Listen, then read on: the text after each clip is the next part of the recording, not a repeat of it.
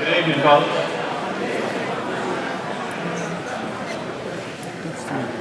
If you're planning on sitting down, that'll be a good time. I'd like to welcome you all here, both sides of this issue. I'm thrilled that this many people care. This is about the environmental assessment and how we feel about it. So as we get started tonight, we have Pastor Anthony Murray with Old Aces Church to bring our invocation. If you're able, will you stand with me? Afternoon, everyone. These things are amazing. I didn't know if I should bring my Bible or boxing gloves. I didn't know tonight. But I thank you all for coming. I think this is amazing that a community come together. Whatever side you're on, I think it's a great thing that we come together to make decisions that matter for this county. So let's pray. Father, I thank you for who you are. I thank you for tonight. And I pray, God, that you give us all a peace that surpasses all understanding, which the Bible teaches us. I pray for the leadership, God, of this county. I pray that you would guide them in all of their decisions.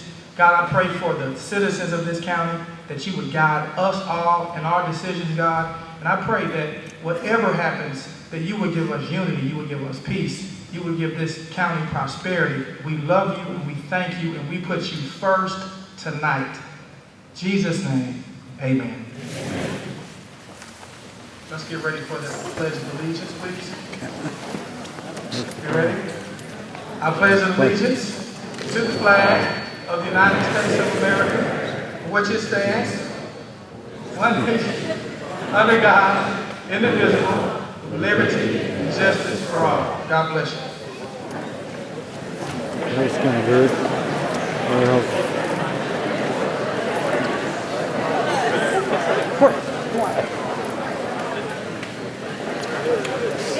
Well, I too would like to welcome you to this public hearing on the draft environmental assessment for the Paulding Northwest Atlanta Airport, and to say congratulations to Paulding.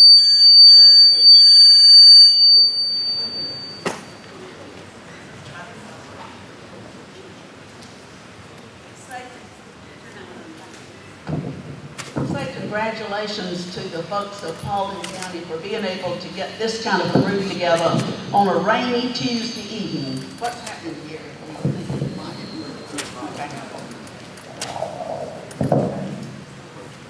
My name's Phyllis Kennedy. I'm going to be the moderator tonight, and I was asked to give you a little bit of background of the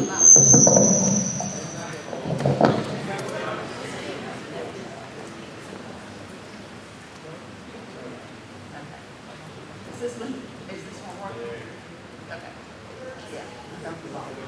Okay.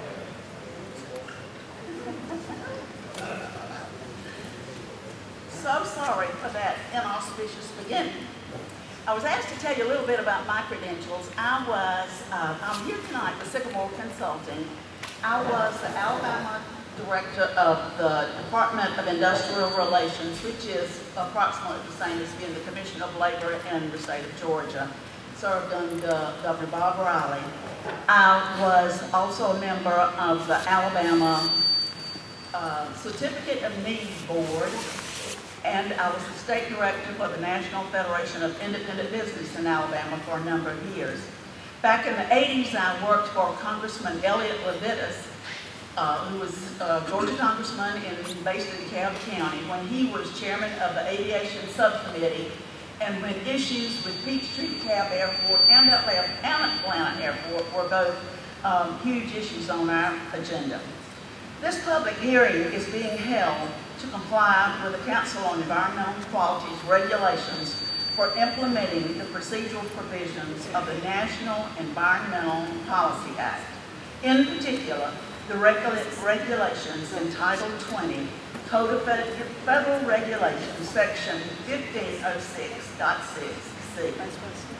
The purpose of the public hearing is to afford the public and other interested parties the opportunity to comment on the economic, social, and environmental effects of the proposed federal actions, location, and consistency with the objectives of any planning that the community has carried out.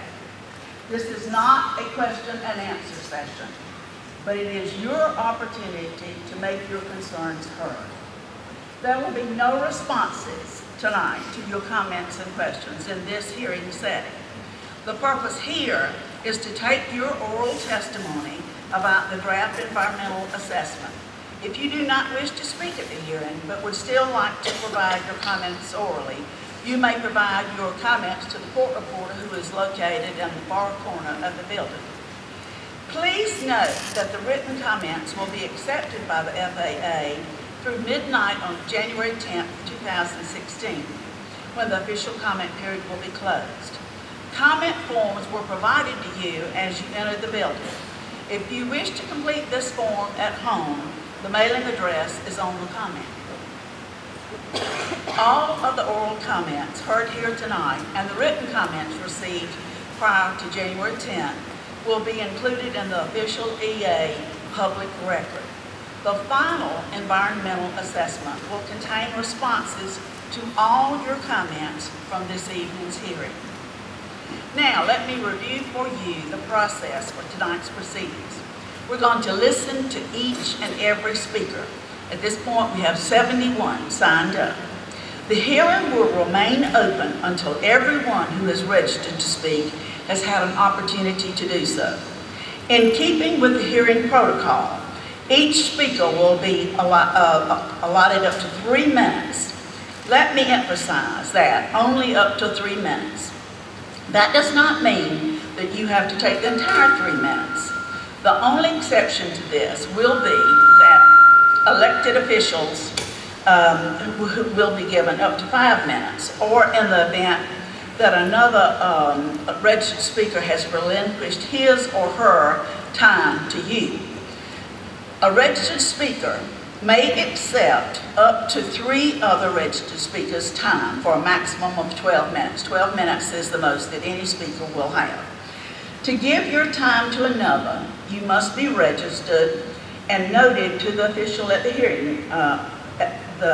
hearing speaker sign-up table that you're giving your time to someone else. Once you relinquish your time to another registered speaker, you will not be permitted to testify here tonight. Also, you must be in the hearing room when the person accepting your time slot is called to speak. I will ask you to stand and be recognized to confirm that you are relinquishing your time to another registered speaker. And I would like to note that the speakers are going to be called on in the order in which they registered. Please refrain from using any profanity or threatening remarks. Remarks of this nature will result in immediate dismissal. Please speak directly into the microphone and state your full name and address for the record. Please speak slowly and clearly. I would also like to state that we will be using a timer for each speaker. Christine will hold up a yellow card when you've got 1 minute left and a red card when you're 3 minutes or up, or if it's 12 minutes, we will allow for that. Please try to limit your comments to the allotted time so that everyone registered has the opportunity to speak. So we will now start the public hearing process. Thank you for your attention.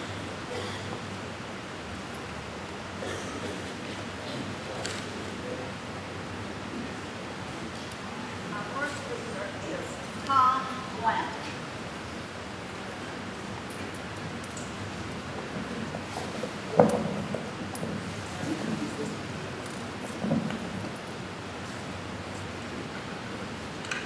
Good evening, ladies and gentlemen. Appropriate introductory remarks have already been made, but I do want to make one point of personal privilege. There are a good many young people here tonight. Perhaps they've already left to go get ready for school tomorrow. But I think it's wonderful that in this country we have parents who will bring young people to functions like this. This is a forum that makes America great. And it's a forum in which we can disagree without being disagreeable. So I'm privileged to be able to do that for a couple of minutes tonight. My friends who are here know that I have hardly ever been able to talk in less than 3 minutes. But there is a context for what we're doing here. And the focus, of course, is on the environmental study. But I would have missed an opportunity to congratulate you for being a part of a wholesome, healthy environment for this meeting tonight. Now, having said that, let me quickly get into my specific reasons as to why I'm here tonight, and that's to address 2 or 3 things within the environmental study that I think are appropriate to do so. The summary of social impacts, which is table 4:17, could not be more positive. Furthermore, table 4.19, the summary of potential environmental impacts, makes the future use of the Silver Comet Trail even more potentially attractive. Now, there are many other positives that I'm sure will be addressed, and there will be many negatives that will be addressed also. And that is what makes this such a great opportunity. The other thing I wanted to say of a personal nature, I'm not exactly a spring chicken anymore. I've been around a long time. And I've had the privilege of being a native Georgian the whole time. And being a native Georgian is a responsible position. And I've just gotten the 1-minute signal, so I'm going to be able to sit down here in just a few seconds. But in the course of putting together my heartfelt, spontaneous remarks, is to be able to feel good about my role as a citizen of Paulding County. My name is Tom Clanton. I live at 551 Cambridge Circle in Dallas, and I'm just proud to be a Paulding County citizen. Thank you so much.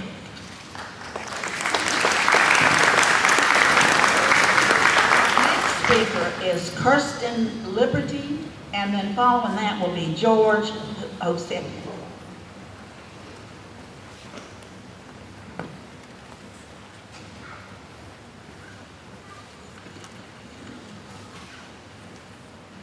I would like to speak to you this evening regarding the impact a commercial airport would have on the wildlife management area in which this general aviation airport currently sits. Paulding County has a very unique opportunity for hunters and fishermen, as well as for hikers and bikers that hundreds of us would rather not see disappear. This month, during the weekend WMA hunt, near 900 hunters checked in to hunt. Around 500 checked in for the adult child hunt. Another 900 are expected to check in for the December hunt weekend. That adds up to be about 2,300. That may not seem like a lot until you ask places that sell ammo and other sports equipment if they would like to lose 2,300 customers. This month, 106 deer were taken off management land. Potentially 106 families were fed. These numbers do not reflect the hundreds of small game hunters that are not required to check in. What kind of impact would a commercial airport have on wildlife, especially one set smack dab in the middle of a wildlife area? Of course, there will be problems with wildlife interfering with flights. This is their habitat. You cannot place an airport in the middle of the wilderness and expect there to be no wildlife. Not only do we have hunters in Paulding, we have fishermen. Raccoon Creek has consistent trout stocking every 2 weeks from March through May. Hundreds of adults and children have had the opportunity to fish here. Air and water pollution from jets create a habitat that is unable to sustain sensitive trout and other game fish. The runoff alone from jet fuel will render a sensitive creek unusable. Speaking of runoff, let's consider the waterways surrounding Paulding Airport. Goldmine Lake is right next to where we are tonight on the wildlife management area next to the airport. This lake is part of Bluffy Creek, which flows into Pumpkin Vine Creek, which flows into the Etowah River, which will be filling our reservoir once it is built.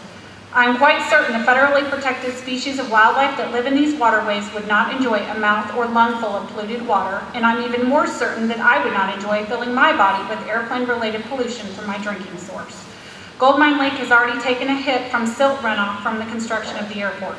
To further hinder life in this waterway is a terrible wrongdoing. The Paulding portions of the Silver Comet Trail are absolutely beautiful, which runs next to the airport. It runs through many pristine areas of forest and over many waterways. Users of the trail come for the quiet, peace, and beauty. The idea of a jet landing right next to where I'm attempting to get some peace is less than appealing. Hunters face the same problem. One cannot listen for the rustle of a squirrel, the gobble of a turkey, or the grunt of a deer over the sound of a 737 landing. Paulding citizens have spoken many times in many ways opposing the commercialization of this airport. I respectfully ask that you do not allow this general aviation airport to become commercial. Let us make this the best general aviation airport that it can be. We were, after all, promised it would never ever be a commercial airport. It should be a promise kept. Thank you.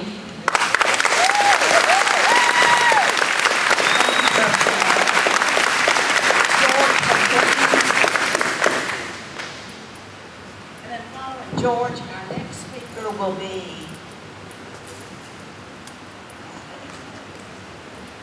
David Austin. Good evening, everybody.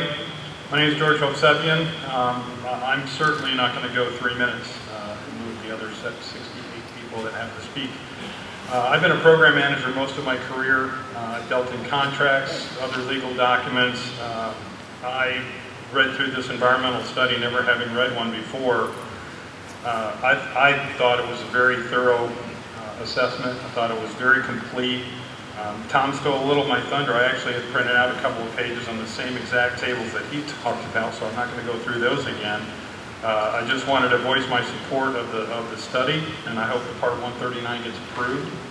And, you know, congratulations to Paulding County if we can get this thing done. Thank you.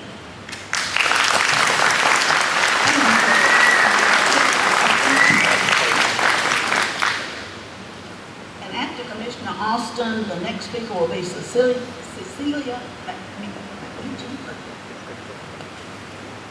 Good evening. David Austin. When I came into office, I inherited this airport, and it was a landing strip. And I made a promise that I would do everything possible to make this be successful. And what I mean by successful is bring jobs to Paulding County. That's my only concern, is having high-paying jobs brought to Paulding County. But it didn't ignore the environmental impact. So we have spent years, Jerry Sharon before me, Bill Caruth before him, buying green space and preserving. That's what you do in a responsible county.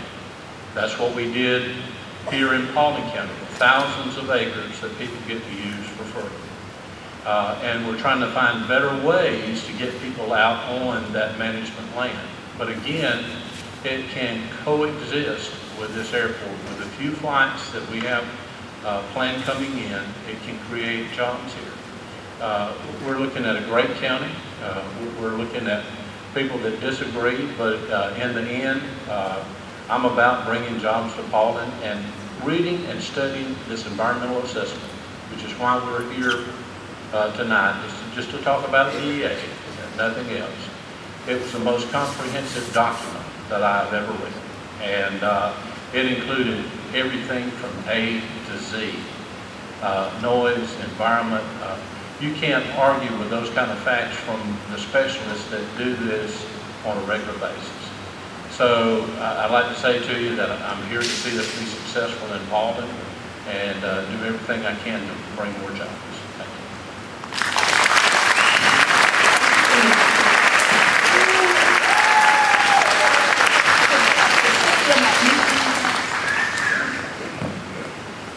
Following Cecilia, we have Sherry Sperry.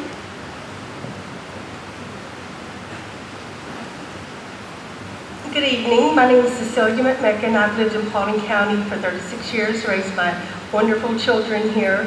Very proud of my community. Love my community. I've reviewed the environmental assessment, specifically section 4.16. Very, very impressed with the environmental assessment as well as the thoroughness of the environmental assessment. Not going to keep it long, but I just want Paulding to fly. I'm ready for this 139 certificate to go through. Thank you.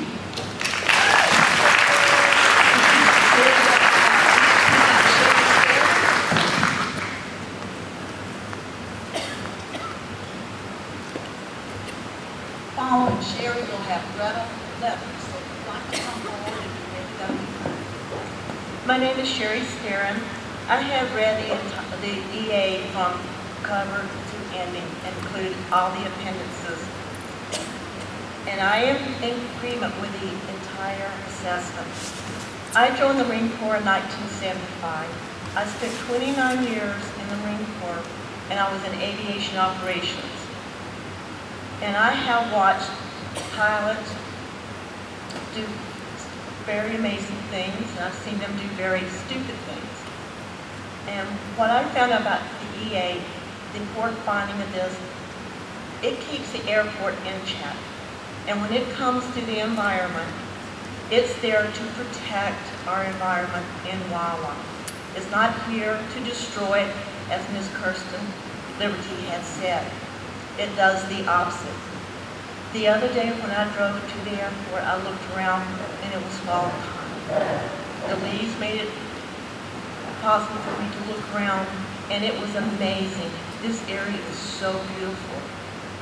And what the EA does in the environment, it protects our wildlife. It keeps the airport in check to make sure that the maintenance does their job, to ensure that when the airlines and planes land, that they protect what's out there. It's not here to ensure that our wildlife is in danger. It does the opposite. And this airport is beautiful, and looking around, you can tell that they maintain what they're supposed to. So therefore, I'm very comfortable with the findings of the environmental assessment, and I support this commercialization. Thank you very much.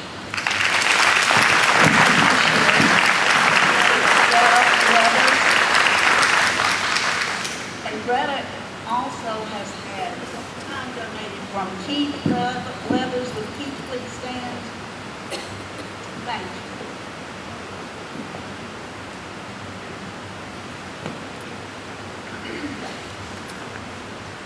Since the draft EA was based on 3- and 5-year projections with only one carrier, Allegiant, when flight activity would be minimal, it does not provide a full scope of environmental impacts compared to 10 years when additional airlines and flights could be operated from the Paulding Airport. As a resident of Clear Creek subdivision, which sits less than a mile from the runway, I feel that the draft's EA's claim of little to zero impact is ludicrous for the following reasons. Court documents from the Airport Authority's Supreme Court Bond Intervention Court brief show the goal is much higher than that couple of flights a week they keep throwing to the taxpayers. Instead, their plan is to turn our airport into a regional hub. According to the reference court documents, they state on page 8, quote, Silver Comet is involved with the overall transformation of the airport into a regional hub for commercial flights. Page 18, quote, the project the bond is intended to finance is one small piece of the Appalachian master plan to turn its small, relatively local airport into a regional hub for commercial flights. Tommy Graham of the 2014 BOC stated in a video dated February 14, 2014, that the intended goal of the propeller is, quote, 21 to 25 flights a day. This was confirmed at that same meeting by Blake Swafford in the presence of Commissioners David Austin, David Carmichael, Todd Pownell, and David Barnett. Brett Smith of Propeller has also been quoted as claiming a goal of, quote, over 1 million passengers per year. This is obviously much higher than the couple of flights a week we've been hearing for the last 2 years. If Clear Creek residents dare complain about aircraft noise, we are scoffed, made fun of, told if we don't like it we should move, and referred to as anti-military, which is quite comical considering the long line of vets that I and others come from. We have been told that aircraft noise is no louder than a Harley-Davidson running down 278. I'm here to tell you that my home in Clear Creek, which is about equal distance to 278 as it is to the airport runway, has never had its windows rattled, walls shaken, pictures not crooked, or my children awoken on a school night by a Harley-Davidson running down 278. Yet all of these things have happened with aircraft either hovering over our home or flying over our subdivision.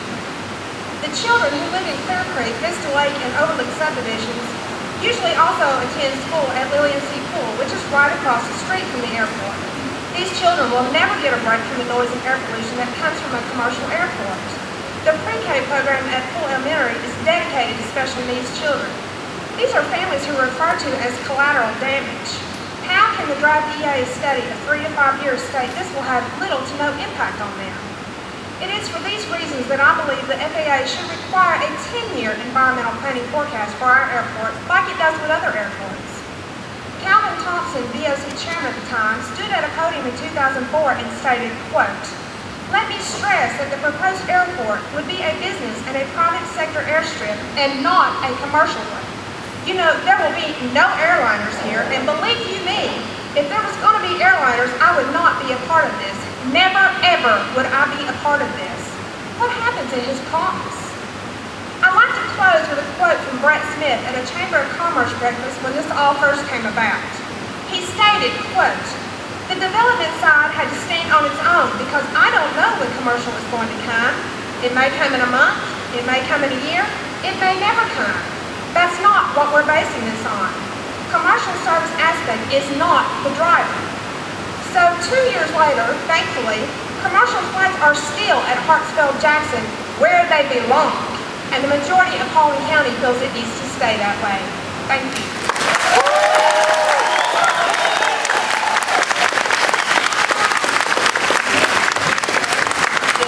Martina Heming, and she is to be followed by Scott Cruz.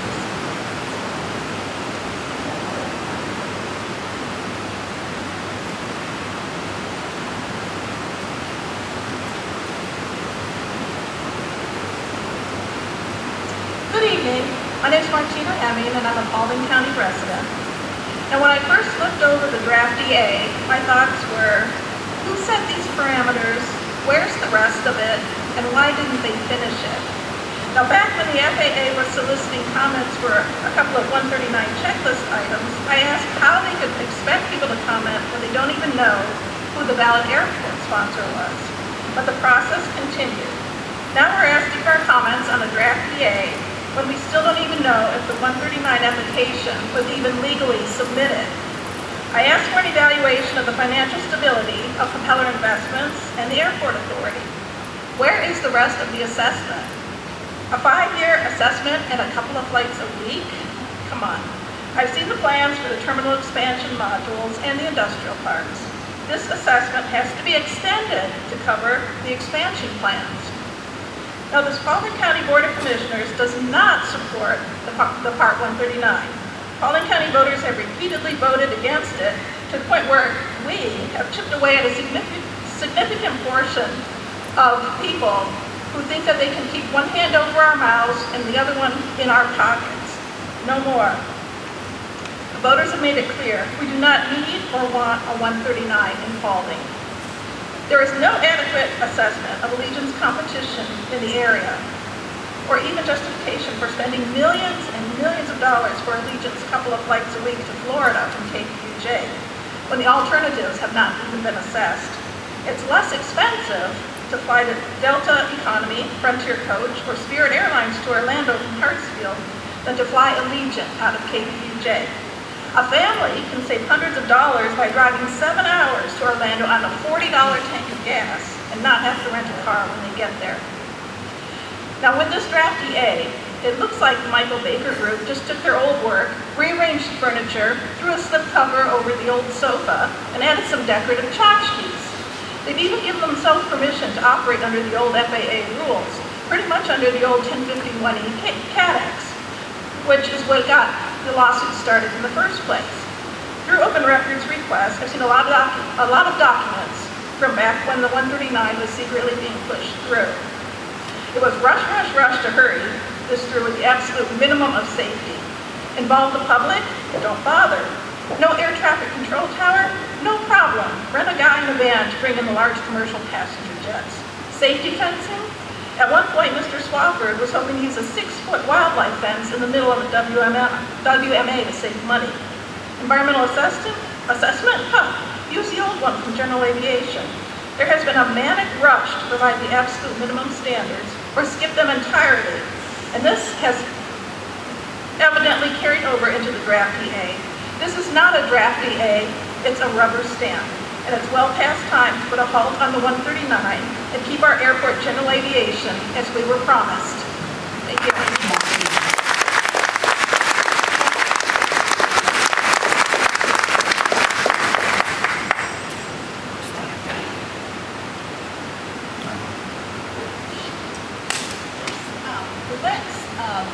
As I call the speaker's name, you will come to the front and be ready, and if you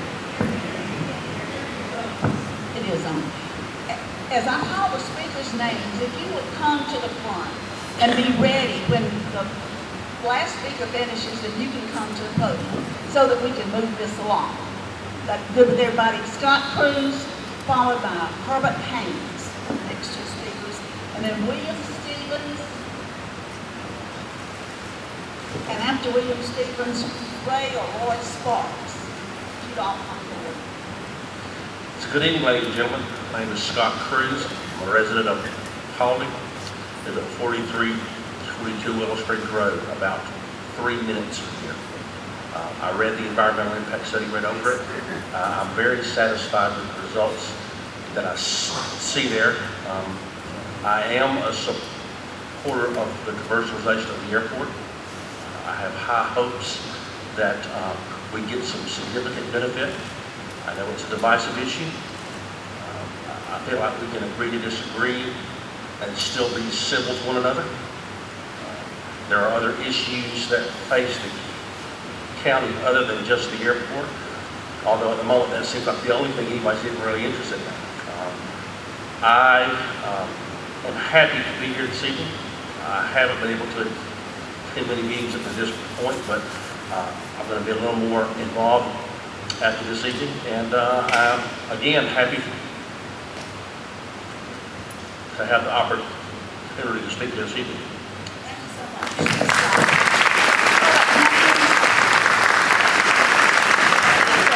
William Stevens, and then Ray or Roy Sparks. What a huge document. I think we're looking at a health care bill, aren't we? I just want to say, I really commend the people that put this study together. That's a lot of work and a lot of time and a lot of study done by experts. They know their job. They've come back and said there's going to be no impact to very minimal impact. So we've got to believe them. They do their job. That's what they do day in and day out. So it's hard to dispute that. So I just want to let you know that I'm in support of this agreement. I believe they've done a great job. I'm glad to hear that I'm not going to get cancer. I'm not going to die. And the animals around here are not going to die unless we shoot them. So anyway, it's a good impact study. I think it's time for Paulding County to move forward. My kids, my grandkids, they need jobs. I don't want them moving out of this county and going someplace else and taking the extra fumes along with the cars to drive to the other side of Atlanta or some other state to get a job. This is important to this county, and I'm in full support of commercialization. I think we need to move forward. Thank you.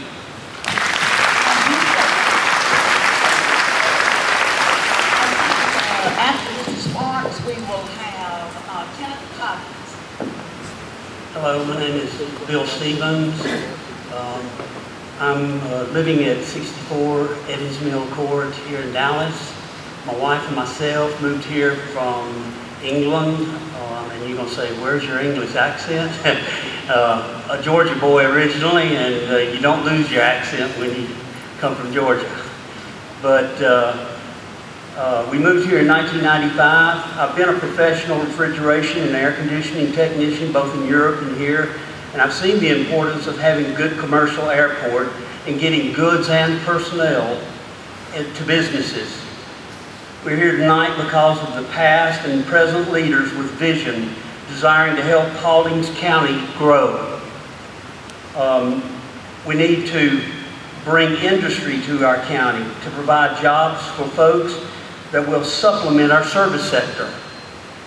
And I say yes to the commercialization of the airport and the thorough study that they have done in preparation. We're a blessed people to live in the United States of America and to be able to speak freely like this.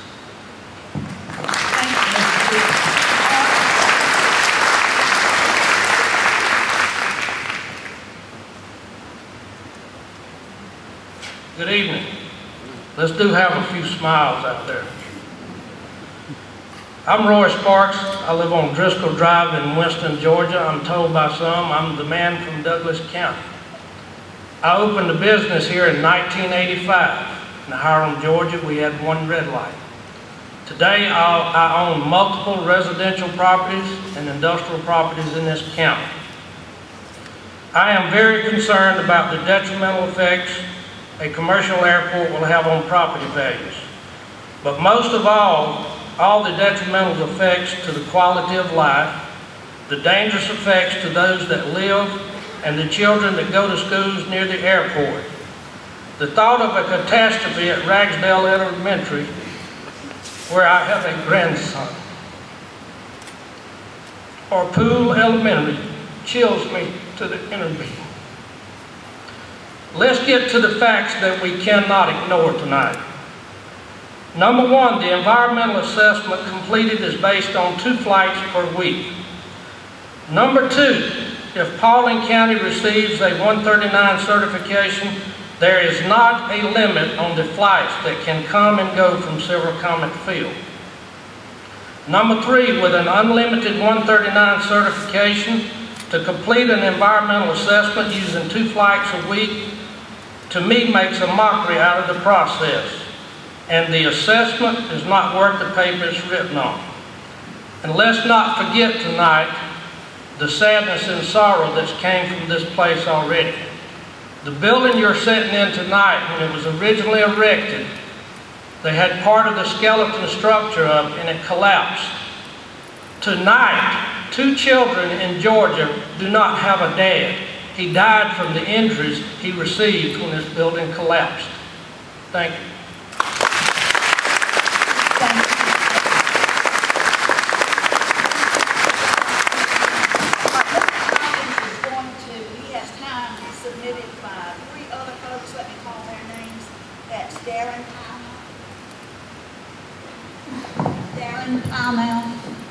Wanda Coggins, would you please stand?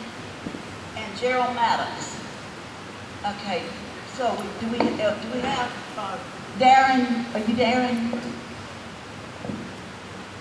Darren here? That's it. Darren gave his time. Darren's my son, he gave his time to take the handling it. Is he here?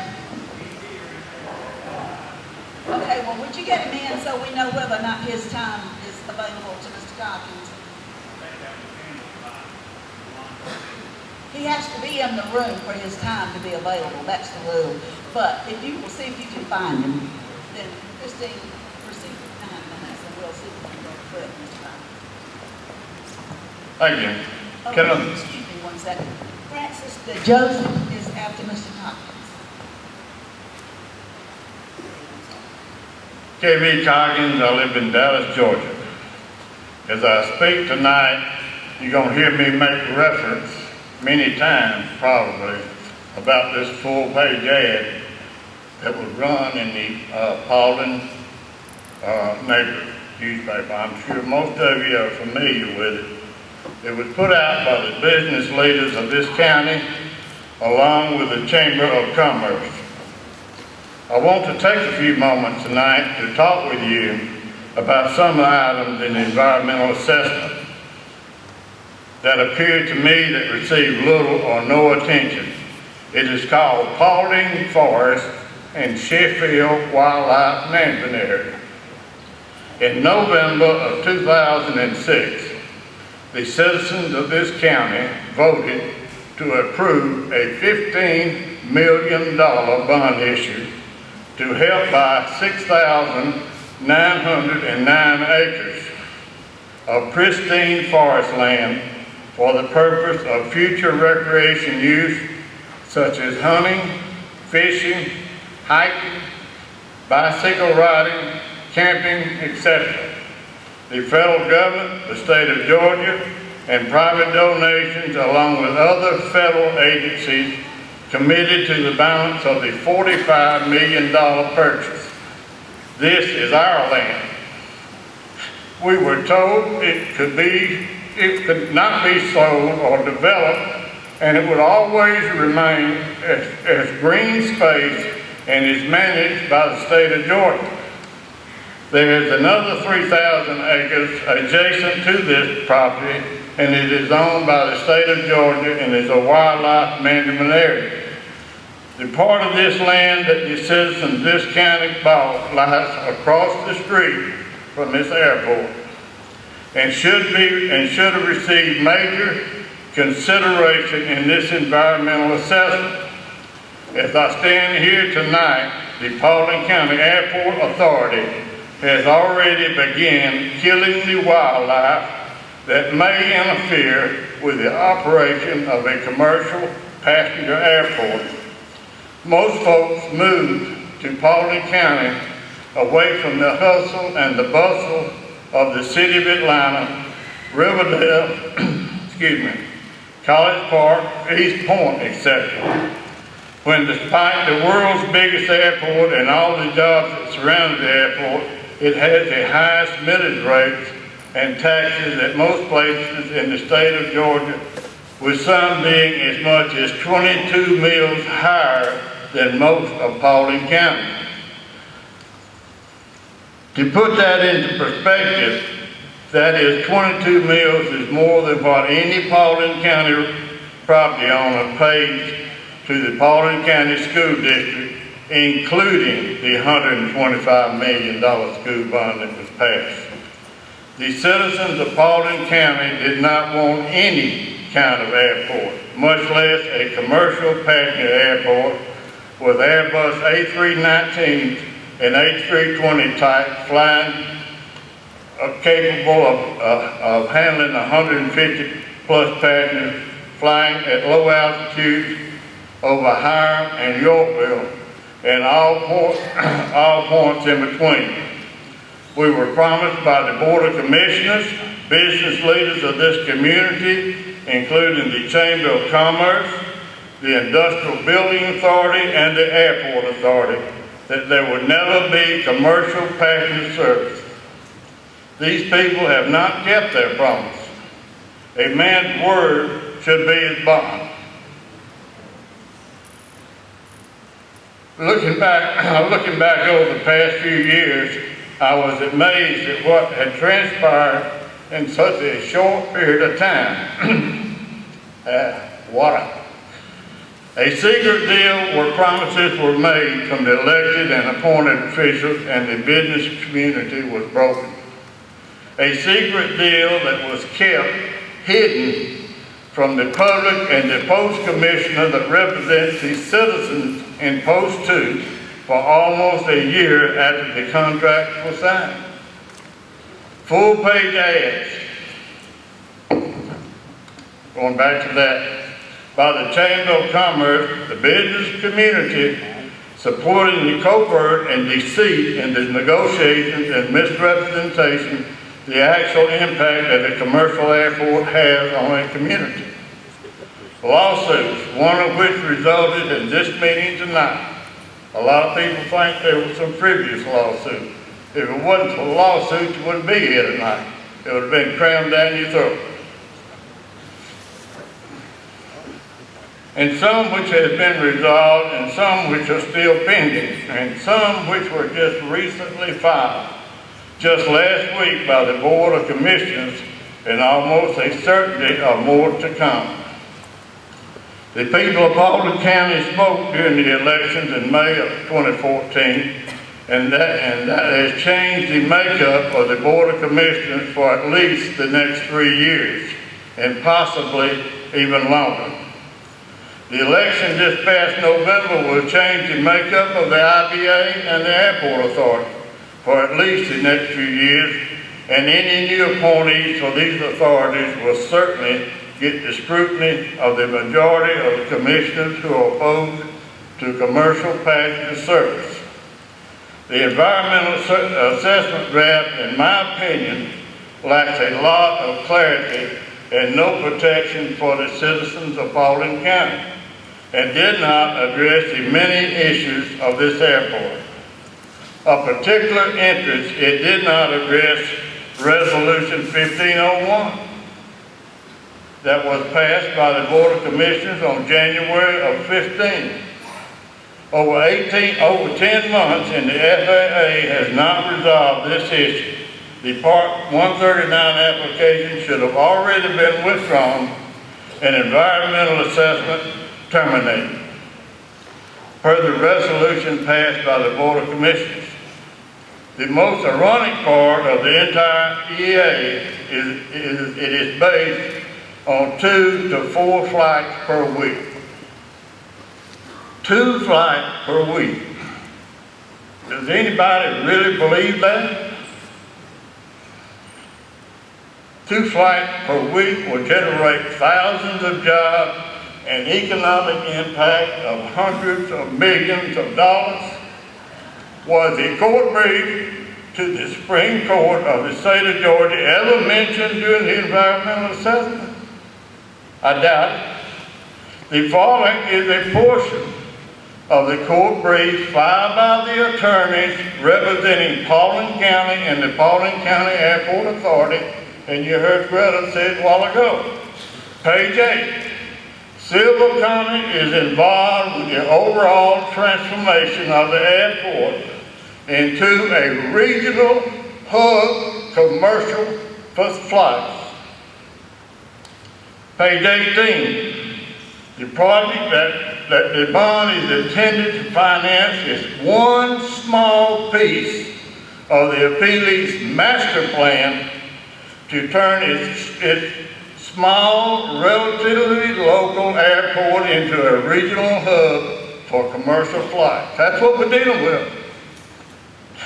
If this project was a regional hub, as portrayed in the arguments of the Supreme Court of the state of Georgia by attorneys representing the airport authority, then it should also be a regional hub for the purpose of the environmental assessment. A regional hub will be more than 2 to 4 flights per week, and the EA should have covered at least the number of flights required to move a minimum of 1 million passengers per year, since that is the first figure that was first talked about in the meetings. Going back to this again. Talked about in the meetings that followed the announcement of commercial passenger service, and surely tracks what the projected impact would be as outlined in the Chamber of Commerce in its full-page ad. Millions of jobs, millions of dollars of economic impact, 3,000 jobs. How you gonna get that on 2 flights a week? To base the EA on 2 to 4 flights per week to vacation destinations based on 1 letter from Allegiant Air is totally irresponsible, and certainly it is not keeping with the intent of a thorough environmental assessment. Furthermore, the full-page ad ran by the Chamber of Commerce shortly after the announcement of commercial passenger service clearly states that thousands of jobs will be created with an economic impact of hundreds of millions of dollars. This certainly will not occur with 2 to 4 flights per week.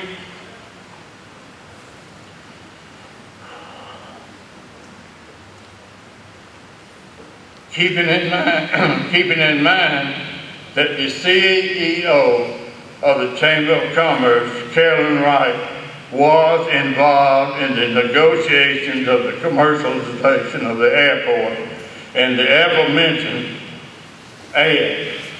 advertisement was supported by the Board of Directors of the Chamber of Commerce, including 2 other members of the Airport Authority, the Chairman of the Board of Commissioners, David Austin, and the Mayor of Hiram, Georgia, Doris Deavy.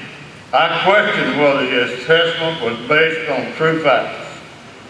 While all the facts submitted, was the airport director open, honest, and transparent when he submitted the information to his former employer that this EA was based on? Was he fair and unbiased to allow a former employee to do this EA?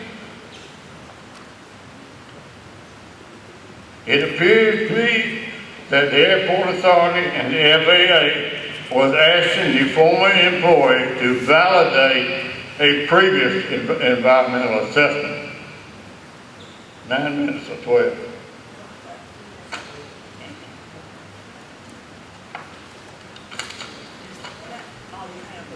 That's it.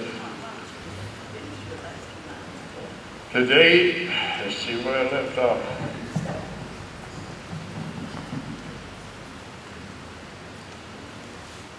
It appears to me that the airport authority and the FAA was asking the former employee to validate a previous EA that he had completed rather than a new EA that would encompass 1 million passengers per year, which has been indicated by many of those involved. To the FAA representative present here tonight, I appeal to you to withhold any determination of Part 139 certification until the plaintiffs, the Paulding Six, have their day in court on all pending litigation, in particular the ultra-virus case that has been awaiting trial since January of 2014, and the most recent, thank you, in the most recent case filed by the Board of Commissioners against the Paulding County Authority on November 23rd of this year, a complaint and petition for declaratory and injunctive relief. Thank you very much.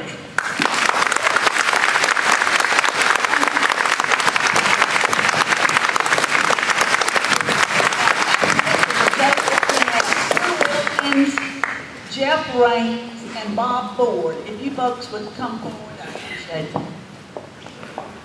Good evening, my name is Randy Joseph. I've been a Paulding County resident for 10 years, 142 Flagstone Way, and I'm over in Ackworth. I'm here and I've read the environmental impact statement. It's not the first one. I spent 33 years in the FAA, been involved in airports. I think this is great for Paulding County. I think it will generate a lot of money. It'll take time, but it will. If you're concerned about, I heard some things about safety. Well, I have managed Delta Airlines for a while, and I don't think they've ever had, any of the airlines have never had an accident going to Hartsfield. Those are the same airplanes.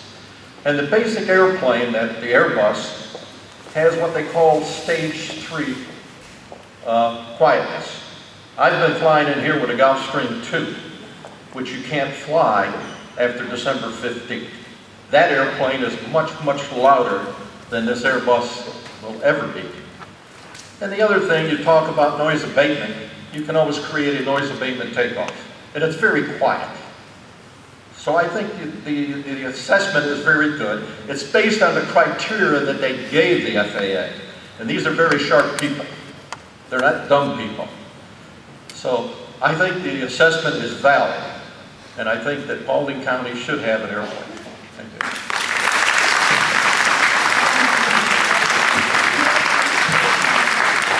Wilkins will come next.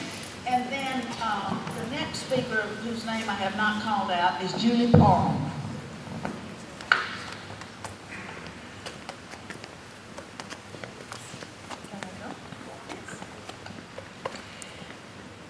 My name is Susan Wilkins. I'm a Paulding County resident and taxpayer. My message is very simple and clear. The days of backroom deals and unaccountable public officials in this county are over. The people have spoken, and we are opposed to the effort by the Paulding County Airport Authority to turn our local airport into a commercial facility. This draft environmental assessment for the issuance of a Part 139 airport operating certificate should come to an immediate halt.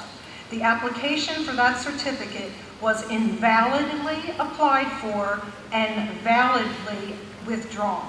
You will hear from others in this room about how this draft EA is factually and legally inadequate. I want to talk about why the FAA wrongly continues with its review of this application.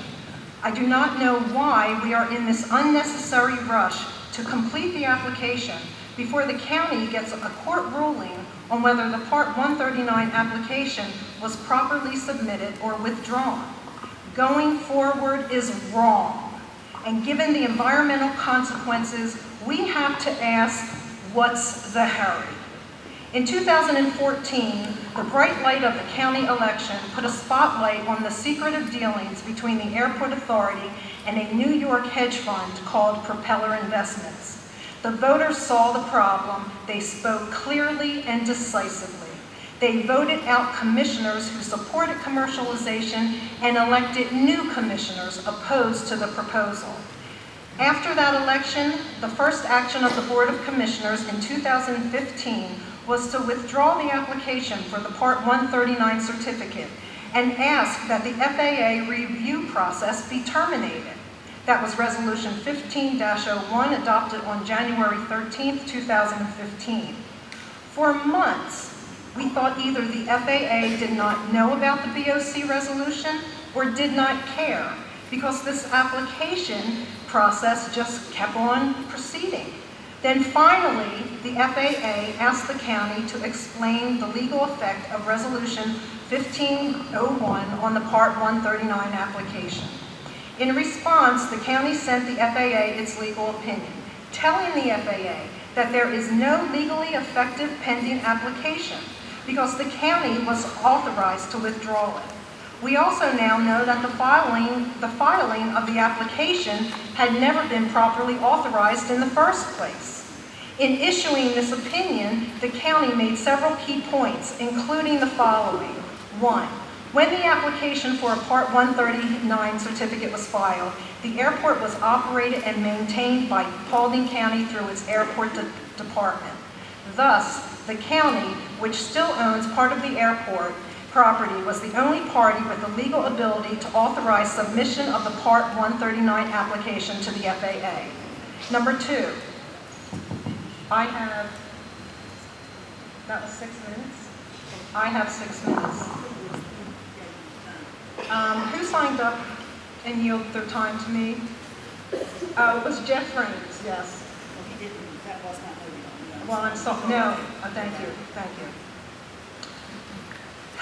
Number 2, when that application was filed and signed by Blake Swofford, he was still a county employee, director of the county airport department. He worked for the county at that time and did not become an employee of the airport authority for more than a year after signing the application. In signing that application, Mr. Swofford had no more power than the county could give him as a county employee because he was acting on behalf of the county, not on behalf of the airport authority. And number 3, because the BOC was the sole party empowered to submit the application when it was filed by Mr. Swofford, it certainly retained the right to withdraw it in Resolution 1501. The airport authority cannot pursue this application over the county's objection. It is also important to state that the FAA cannot force a community or county to commercialize its airport over the express wishes of a duly elected and authorized county board of commissioners. Did you hear that? We hope that the FAA does not ignore this legal opinion, much as it ignored the BOC resolution for most of this year. Importantly, the BOC just authorized and filed a lawsuit against the airport authority to make clear that under Georgia law, only the county can submit a legal, valid application for a Part 139 certificate for the Paulding County Airport. Ladies and gentlemen, FAA officials, producing a draft environmental assessment, even one as flawed and defective as this document, is a big job. So is reviewing and commenting on it. All this takes time, money, resources, and attention that could better be spent on proposals that are supported by a local and regional public consensus. The citizens of Paulding County have used the ballot box to reject commercialization of their airport. In light of the county's actions and legal opinion, the FAA should shut this process down until the courts have had the chance to rule. As a practical matter, all parties to this issue should have the answer to the question of whether there really is an application for a Part 139 certificate to process before the FAA makes any further decisions on the application. There is no reason for urgency. Let's just put this whole thing on hold until the critical issues have been resolved. Thank you.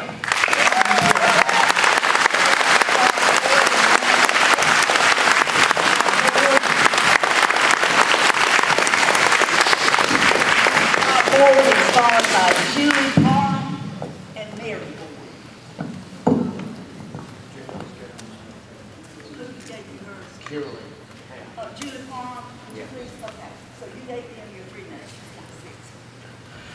My name is Robert Ward. I'm a Paulding County resident and taxpayer. In fact, my property is extremely close to the southeast end of the runway.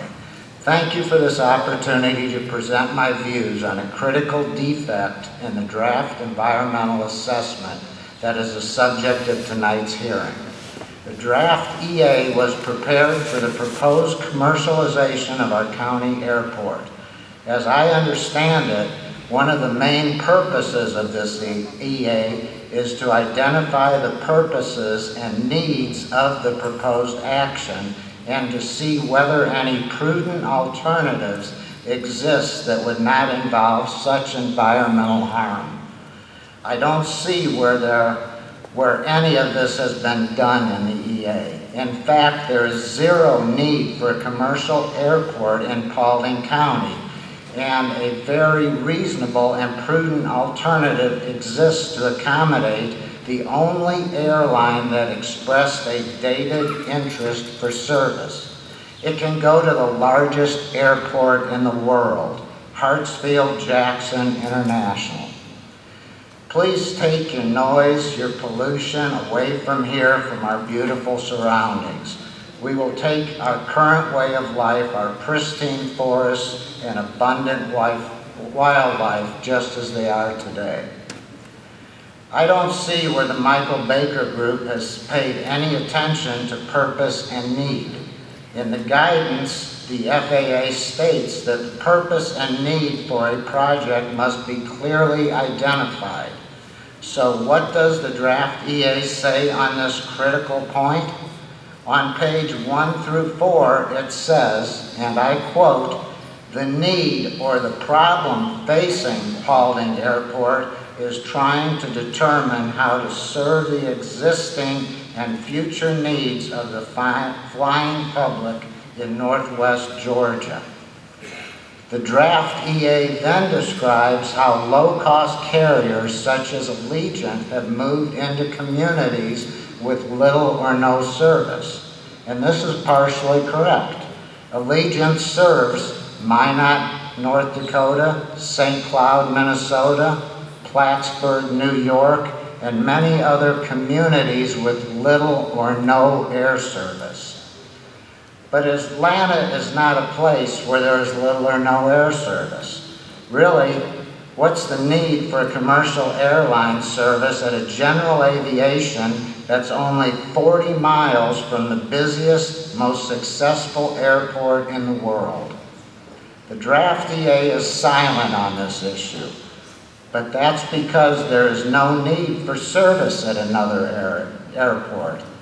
You could ask, should Paulding Airport be commercialized because the Hartsfield-Jackson Airport is too crowded, like LaGuardia or New York? No, there's adequate room and available gates. That's an uncontested fact. You could ask, is Hartsfield-Jackson too far away for Paulding County residents to use? No, it's well within the acceptable range of a large metropolitan airport. In fact, it takes less time for Paulding County residents to reach Hartsfield-Jackson than residents of many suburban communities served by Dallas-Fort Worth or San Francisco International or other major U.S. airports.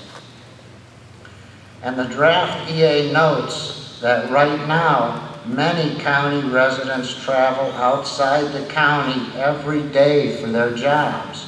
Thus, a trip to Hartsfield-Jackson once or twice a year is hardly an unbearable hardship.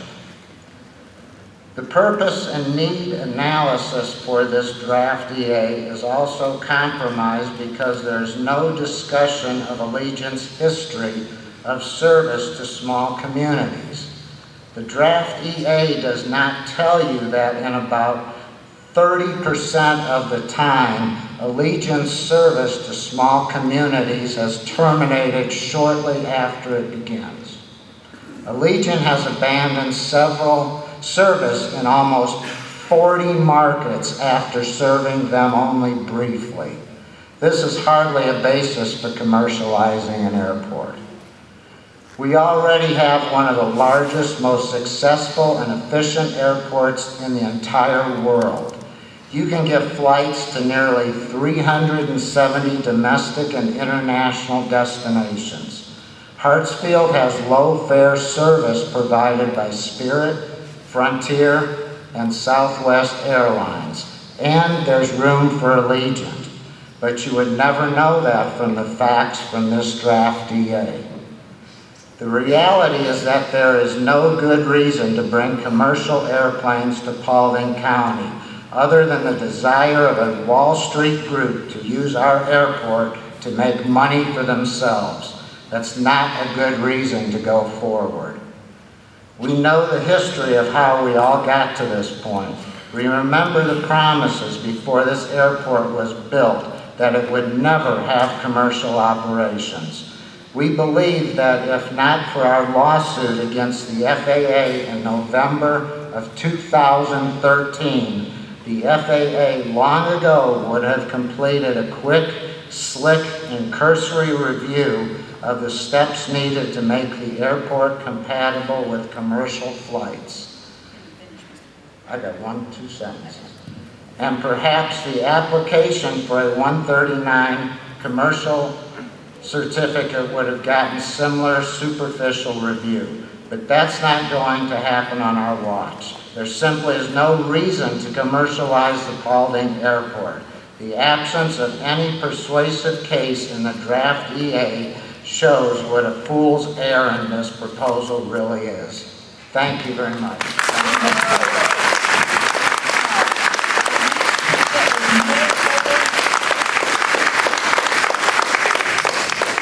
Mary Board has had time given to her from Jan Louis.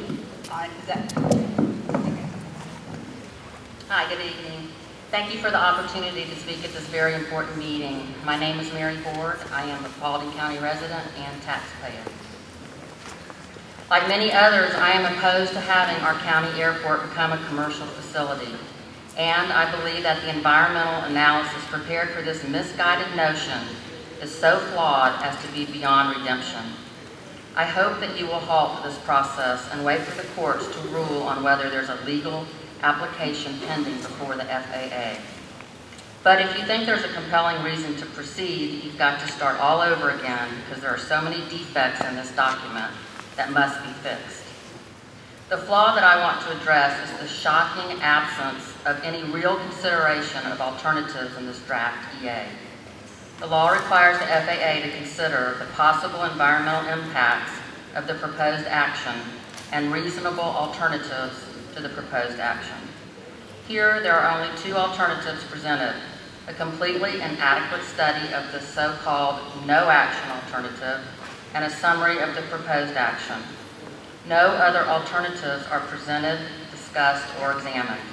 They apparently just don't exist, but we know better. First, the draft EA is wrong when it uses just 3 sentences to dismiss the no-action alternative. Surely the FAA can do better than this. The document statement of purpose and need recites that the need to serve existing and future requirements of the flying public in Northwest Georgia. I would think you would need more than 3 sentences to reject detailed consideration of Hartsfield-Jackson, the world's largest airport that's only 40 miles away. The no-action alternative cannot be so easily dismissed.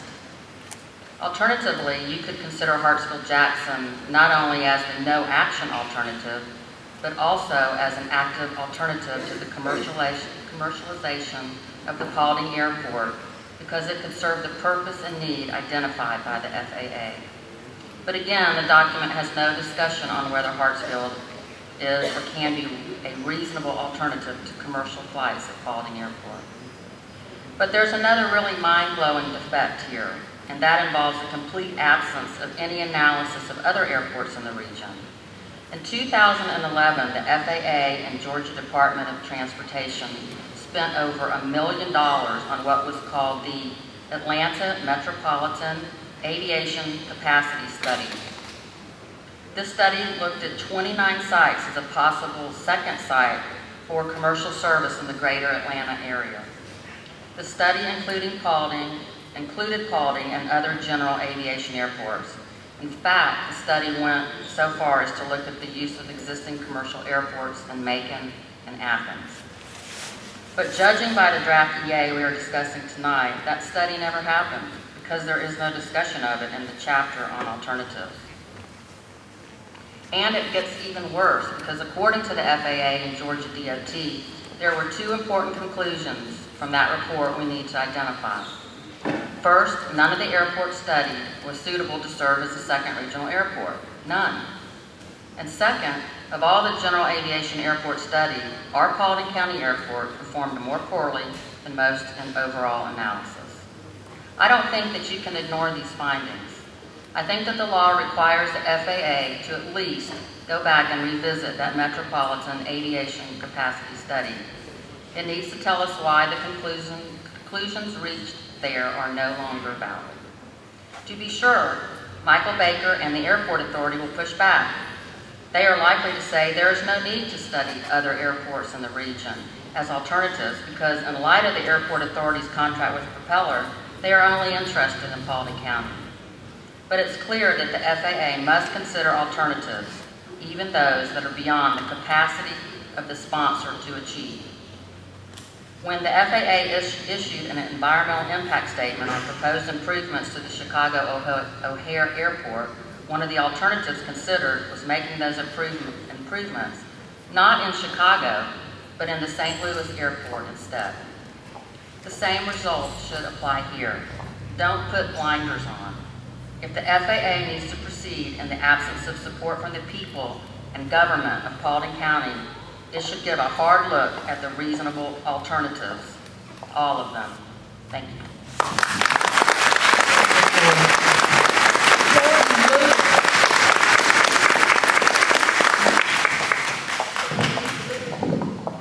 Mr. Lilly. Okay, and then Wade Nutter will be the next speaker, followed by Mickey or Nikki Castleberry. Thank you. Thank you. Everybody keeps asking me why I'm wearing a green sticker. Well, I see a lot of familiar faces in this room that I've met, made friendships with people on both sides of this airport issue. We're all one big community, and we need to get back to thinking that way. Okay, let me just say that. I'm Jordan Louie. I'm a Paulding County resident, also a small business owner.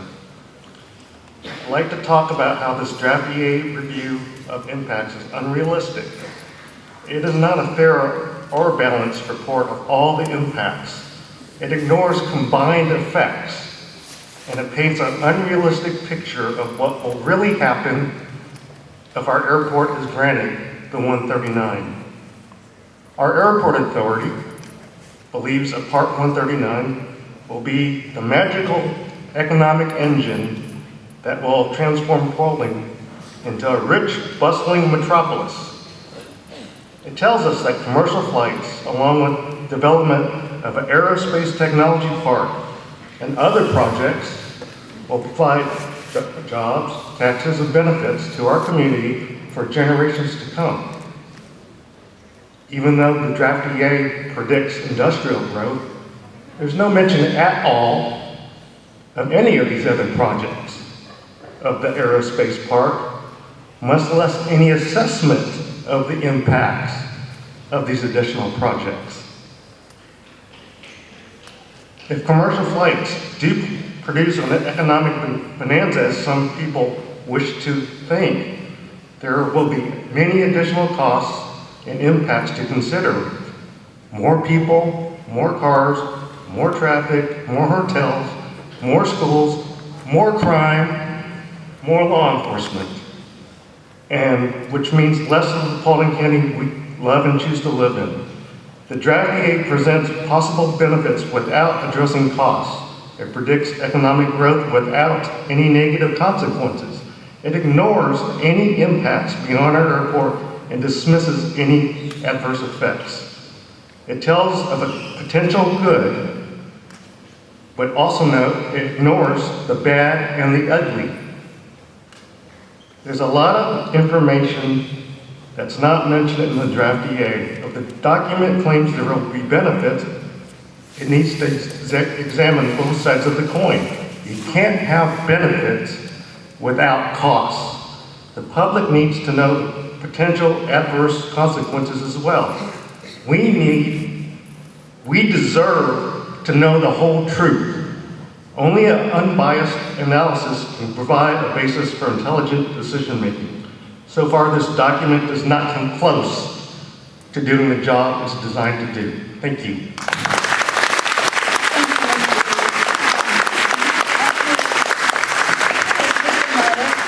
Mr. Nutter, all right, and you have been given time by Todd Liberty. Where's Todd Liberty? Where? Okay, thank you. Charles McKnight. Thank you. And Bruce Marina Heaton. Here. Thank you. Okay, thank you.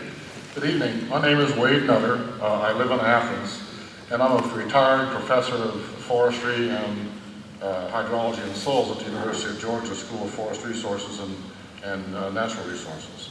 I'm also the founder of a firm called Nutter and Associates. It's a Georgia environmental consulting firm that specializes in water quality, hydrology, ecosystem assessments, and endangered species. We've been conducting these type of environmental studies for 30 years. I would like to introduce Alan Moore, a project scientist on our team who will provide comments of our studies that we have conducted. Alan is a freshwater ecologist who has over 15 years of experience in conducting watershed assessments and National Environmental Policy Act environmental reviews. Alan? Good evening. The commercialization of the Paulding County Airport is what the White House Council on Environmental Quality terms a tyranny of small decisions. That is, over the past decade, the airport sponsors have constructed and expanded this airport in incremental steps with the apparent goal of developing a second commercial airport. They have done so without appropriate environmental review, by segmenting their assessments and narrowly considering only the incremental steps. And at each step, they found that there would be no significant impact on the environment. This tyranny of small decisions is also apparent in the draft environmental assessment itself, where there is no detailed analysis of the cumulative impacts of the multiple development efforts centered on this airport, including the aerospace technology park and the aerospace businesses that Propeller Investments is pursuing. In our view, these incremental steps, and certainly these steps cumulatively, require a comprehensive environmental impact statement. As shown in this aerial photo, which I have on the floor right here, before the airport was constructed, the Paulding Forest, David, if somebody could get up and pick that up for everyone to see. Before the Paulding Forest before the airport was constructed, the Paulding Forest was a relatively isolated and untouched ecosystem. Essentially, this is the worst place from an ecological perspective to build a commercial airport. The land on which this airport now stands was pristine and untouched portions of the Paulding Wildlife Management Area. The value of the Paulding Forest as a significant recreational amenity and an ecological sanctuary in the ever-urbanizing greater Atlanta region cannot be overstated. And that value was specifically evaluated in a 2013 economic impact analysis of Georgia wildlife management areas commissioned by the Georgia Wildlife Resources Division. Based on that analysis, out of 107 WMAs in Georgia, Paulding Forest ranked 12th in estimated usage during the 2013 survey year. Also based on that analysis, it's clear that Paulding County citizens value their WMAs. Paulding County ranked 9th out of 159 counties on money spent going to WMAs or near WMAs, and estimated at over $7 million on WMAs spent by Paulding County residents. This economic analysis underscores the abundance of hunting and fishing opportunities for a myriad of game species, as well as other recreational opportunities within a short drive from the growing metro Atlanta region. I envision what could be world-class mountain bike trails right here in this forest, 30 minutes from Atlanta on a good traffic day. In addition to the economic importance of the Paulding Forest, it has significant ecological and environmental importance, as demonstrated by the presence of several federally threatened species that utilize the forest. The Bluffy Creek and Pumpkin Vine Creek watersheds, which drain just south of the airport, are sensitive ecosystems that support federally threatened Cherokee darter populations, while the Raccoon Creek watershed across 278 supports federally listed Etowah and Cherokee darters. This is our natural heritage. This forest also is critical to threatened and endangered bats, which will be talked about here in a minute. The draft environmental assessment fails to consider the impacts to the Paulding Forest, the recreational opportunities it affords, or its critical importance for these threatened species. Ultimately, the destruction of this forest would represent an enormous loss for Paulding County in Georgia. It would also undermine the long public and private conservation efforts that have made what Paulding Forest is today. I know personally how beautiful this forest is. Over the past 2 years, I've walked all over this forest. You can go to some places along Bluffy Creek, and it is like you're in the Great Smoky Mountains. You're looking up at these steep slopes, beautiful rock bluffs, waterfalls, mountain laurel thickets. This is 30 minutes from Atlanta on a good traffic day. Our national legacy of national parks, wilderness areas, state and national forests, and wildlife areas that we all cherish speaks to the effort of just a few individuals that were not motivated by short-term economic gains, but rather by the recognition of the enormous long-term economic, ecological, and aesthetic value in preserving these areas for future generations. The airport sponsors have completely ignored these important values in the draft environmental assessment. As shown in my aerial photo here from 2010, the initial airport had significant impacts on the Paulding Forest. It involved destruction of a ½ acre of wetlands, the loss of 3/4 of a mile of perennial stream. There was significant mass grading, and 292 acres of clear cutting occurred, leaving behind 61 acres of buildings and concrete and 231 acres of grasslands where a mature public forest once stood. Despite these clear impacts, the FAA and the airport sponsors inexplicably concluded that the initial construction of the airport would have no significant impact on the environment. Over the last few years, significant construction has occurred on the airport, and the FAA and the PCAA have still found that there would be no significant impacts to the environment. In 2010, the airport sponsors also concluded that the proposed terminal area expansion project would have no significant impact, despite the fact that it involved the destruction of an additional acre of wetland, clear cutting of an additional 70 acres of forest, including over 9 acres of stream buffers, and the loss of over a ½ mile of headwater stream to Bluffy Creek. In 2014, 2 categorical exclusions, one for the expansion of the so-called runway safety area, and one for the expansion of taxiways, were classified as having no significant impact.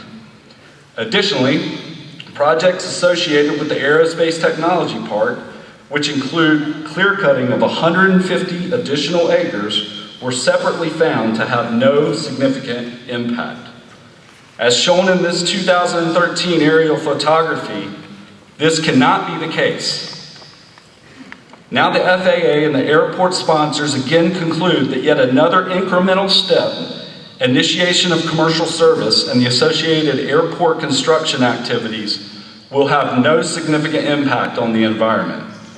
They claim that commercialization is simply a small, innocuous change in airport operations. They fail to consider the true impacts of a second regional airport, including aircraft maintenance, repair, and overhaul operations, ground support equipment, gas stations, parking lots, aircraft noise, shuttle services, traffic, industrial developments, and the resulting loss of a rare contiguous forest habitat, the recreational opportunities it provides, and major changes in hydrology and ecosystem function of streams in this sensitive watershed. Indeed, they wholly fail to consider the true scope of the potential impacts centered on the airport development. The scope of these potential impacts is readily apparent in the Master Airport Overlay from the County Zoning Department, which shows where the airport sponsors intend to expand the commercial and industrial development. That is a very large portion of the Paulding Forest Wildlife Management Area.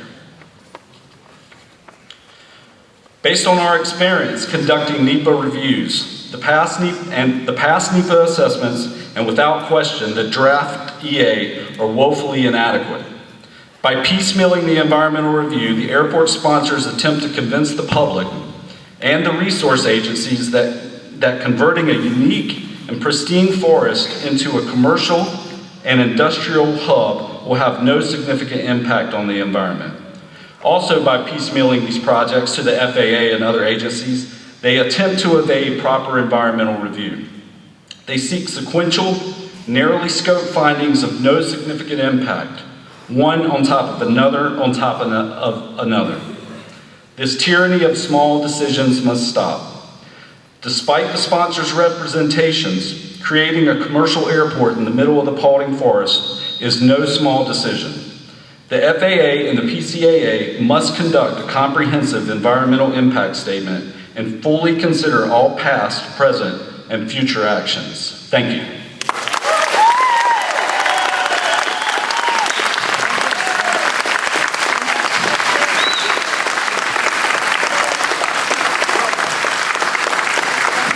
Been given time by Dennis Heaton. Is that right, Dennis Heaton? Thank you. And then the speaker following Nikki is Harold Stokes, if you would be ready, please, and then Frank Bernardino. Hi, my name is Nikki Castleberry. I'm with the University of Georgia Museum of Natural History, where I'm the Assistant Curator of Vertebrate Collection. I'm here to talk about bats. I've been conducting field work and research on federally listed bats in the Southeast for the past 15 years. I've worked with both the West Virginia and Georgia Departments of Natural Resources, as well as for the university. I've been consulting with Nutter and Associates to assess the draft environmental assessment and the proposed project impacts with respect to bats. I'm here in my individual capacity and not speaking on behalf of the university. I'm concerned about the significant impacts this project will have on threatened and endangered bats and their habitats, and about the woefully inadequate efforts of the airport sponsor to understand and mitigate those adverse impacts. As Nutter and Associates has explained, the proposed project is in the middle of the Paulding Forest. This forest provides critically important habitat for the threatened northern long-eared bat. This project will impact one of the only remaining forested corridors among a sea of development reaching from the forests of Alabama through to the Appalachian Mountains. These forested corridors are vital to both these bat species, which prefer large patches of contiguous habitat. I love bats. I've surveyed bats in this area and visited the Yorkville Mine, which is a winter hibernation site less than a mile from the western end of the runway. To give you some perspective, the runway is over a mile in and of itself. Yorkville Mine houses both tricolored and the threatened northern long-eared bat in the winter months. Let me tell you some about these bats, their importance, and the pressures you face. Lots of people say, who cares about bats? Let me tell you why. Bats provide critical ecosystem services in the form of insect control. Dr. Gary McCracken, head of the Department of Ecology and Evolutionary Biology at UT Knoxville, analyzed the economic impact of the loss of bats for North American agriculture. He found that bat loss had an estimated adverse impact between $4 and $50 billion a year. A single colony of 150 big brown bats can consume 1.3 million insects a year, many of which are damaging to crops, let alone annoying. Cave hibernating bat populations, such as the Indiana bat and the northern long-eared bat, are in steep decline because of fungal infection called white nose syndrome. This fungal disease has killed over 5.5 million bats since 2006. Some species have declined by as much as 95%. The Yorkville mine, again, less than a mile from the airport, has been confirmed white nose positive. In April of this year, the northern long-eared bat was listed as threatened because of this white nose syndrome.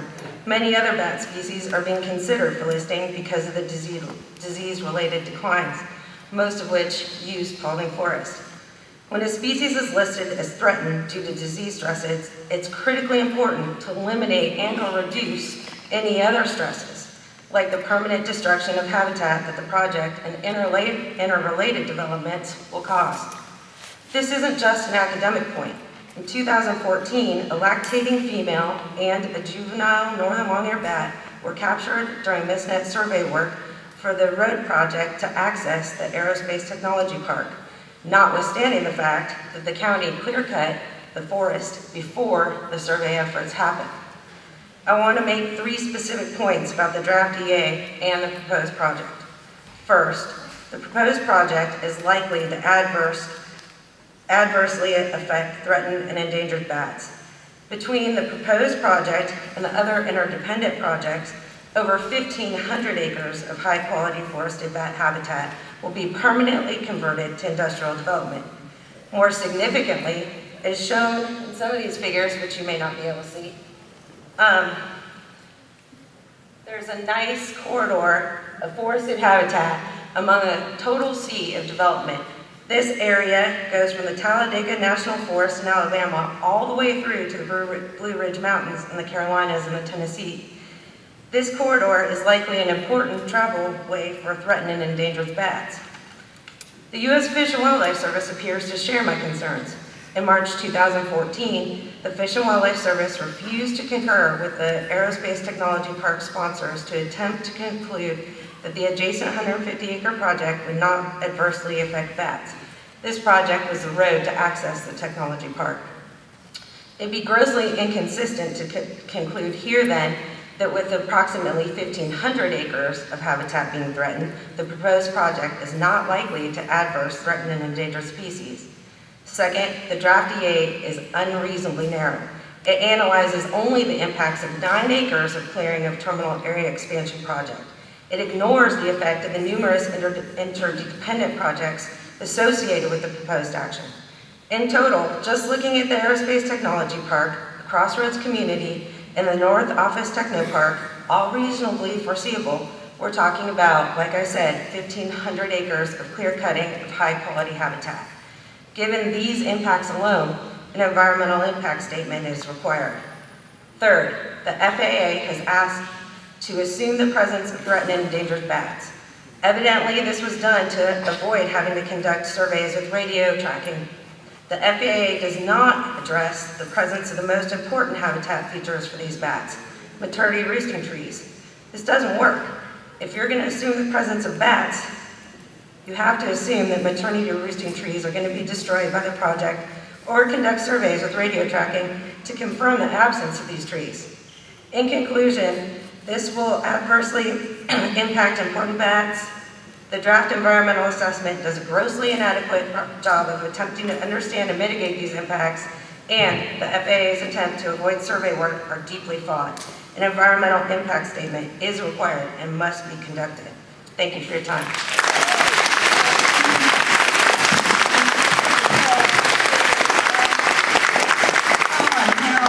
Frank Bernardino, then following him is Peter Stingman. Good evening. My name is Harold Stokes. I live at 764 McCready Drive, Dallas, Georgia. I am not a native-born Paulding Countyan, but I moved here in 1960. I've lived here in this county since that time. I've raised my family, my children, and my grandchildren here since that time. I have worked in the pulp industry in this county. All the trees we've talked about everything we've talked about here, it's all been cut before, probably several times, at least twice in my lifetime here. So they'll grow back. You don't have to worry about the trees. Okay, so far as the planes flying around, my grandson goes to Poole Elementary School.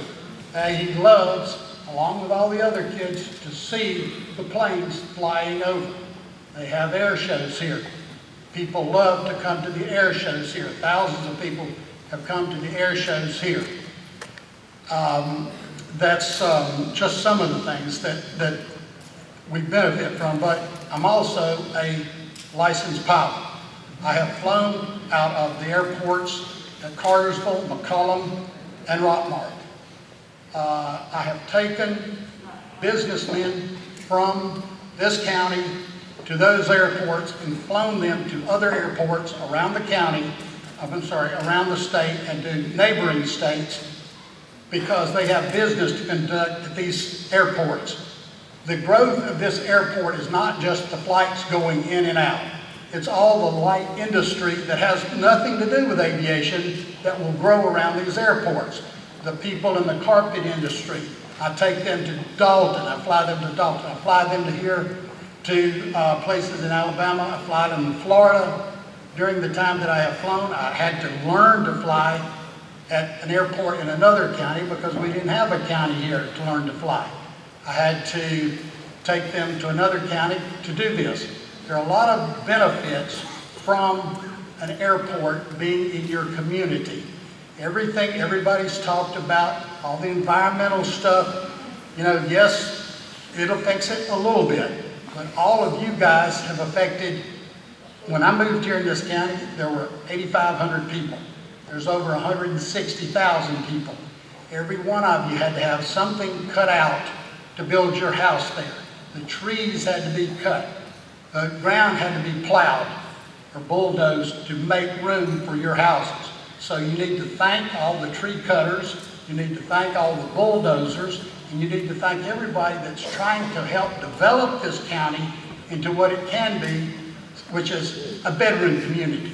It was a bedroom community in 1960 when I moved here. It's a bedroom community now because people want to stand in the way of a little progress.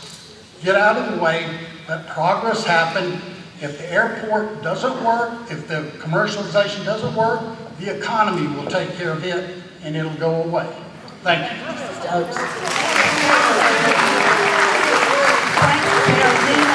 Is our next speaker, and he has had time donated to him by Michael Wilkins. Would you identify yourself? Thank you.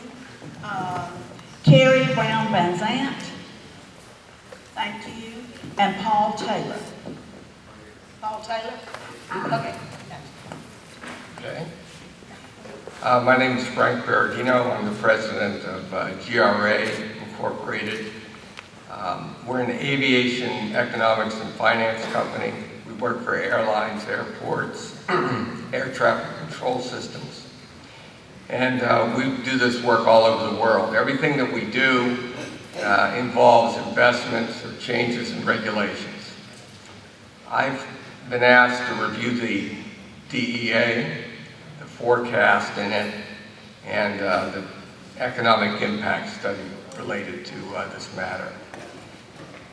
I'd like to start by talking about the forecast, which has been referenced here today. And if you can see this chart not very well, the red line is the forecast, 416 operations in 2020.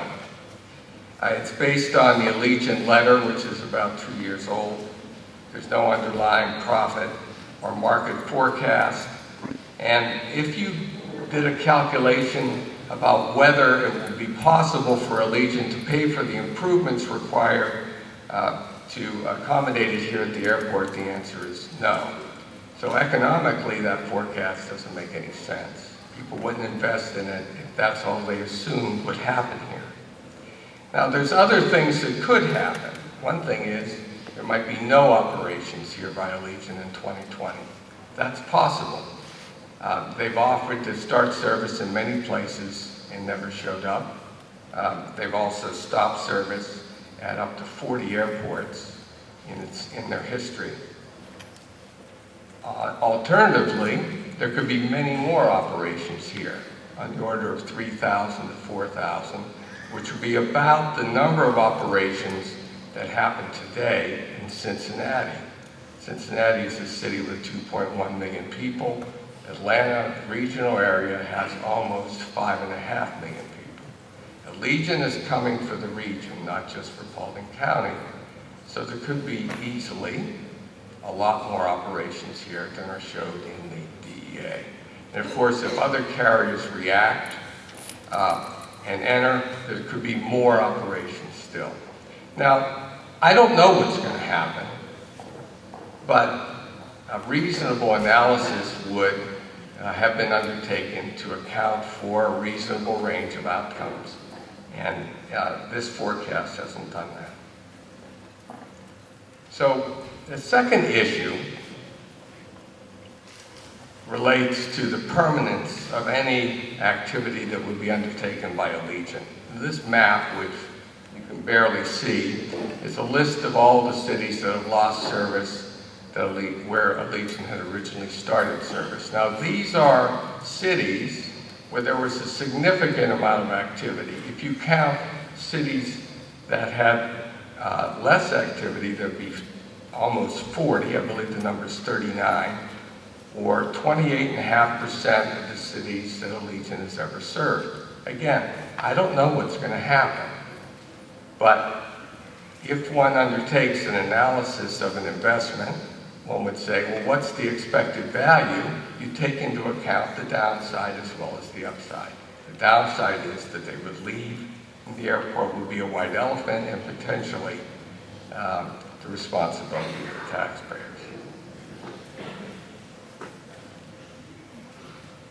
Now this chart looks a little schizophrenic. There's a lot of up and down in it, and it's hard for you to see it. But what it is changes in operations by Allegiant at selected airports. There's 2 airports up there that I'd like to draw your attention to. The red line is Long Beach, California, which is an airport outside of Los Angeles. It's about as far away from LAX as Paulding is from Atlanta. In the first year of Allegiant's existence, there were 500 operations that year at Long Beach. For the next 8 years, there were 0. Then there were 2 years with some more operations, cresting again at 500, and then 0 again.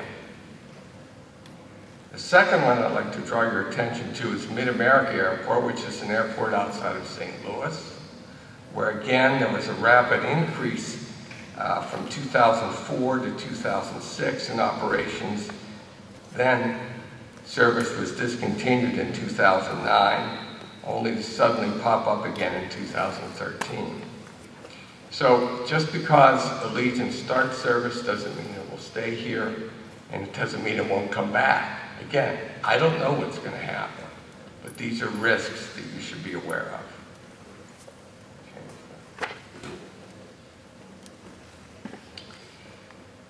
So some might ask, well, what could you serve? How much activity could there be at this airport, just the way it is today, if it had the 6,000-foot runway? Well, this map is a listing of all the leisure destinations on Allegiant's route network that you could serve from here. So the only places left off that are their leisure destinations are the West Coast ones, Los Angeles, Oakland, and Las Vegas. They're too far away for an A319 aircraft. You can't get a full load off this runway, so they wouldn't serve it because they need very high load factors to make money. But everywhere else is in game. And if you did a typical schedule on a peak day in the peak month, you'd have activity through most of the hours of the day, but only 5 hours of the day would there be more than one airplane on the ramp out there. And it's easy to accommodate 2 airplanes even off of one gate. I live about 5 miles away from Trenton. They do it every day.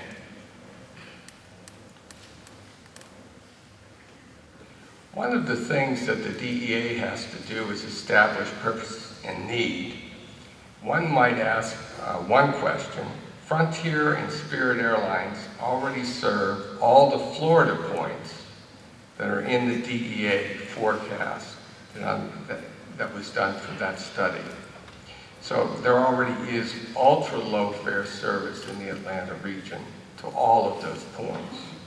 If we then expand it out to include Southwest Airlines, there's many more points served by low-fare carriers than what could possibly be done here at Paulding. So again, these issues need to be addressed in the study appropriately. They weren't, and that's my only role here, to identify the issues.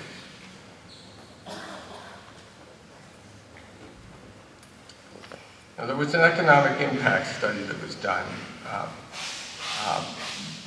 that was just released last week.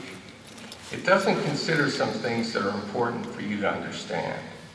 First, it fails to consider the fact that Allegiant has a history of either leaving or threatening to leave a community.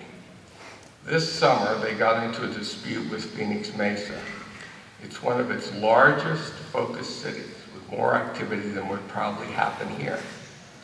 Yet they threatened to walk across town to Sky Harbor, and you probably can't see the quotations here, not about time to read it to you, but essentially they're threatening to leave over economic incentives they didn't like that were being provided to another carrier.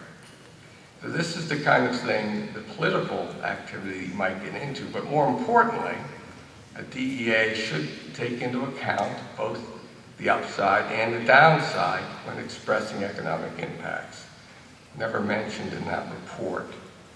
The InterVista study also implies that most of the economic benefits from the activity here would take place in the county.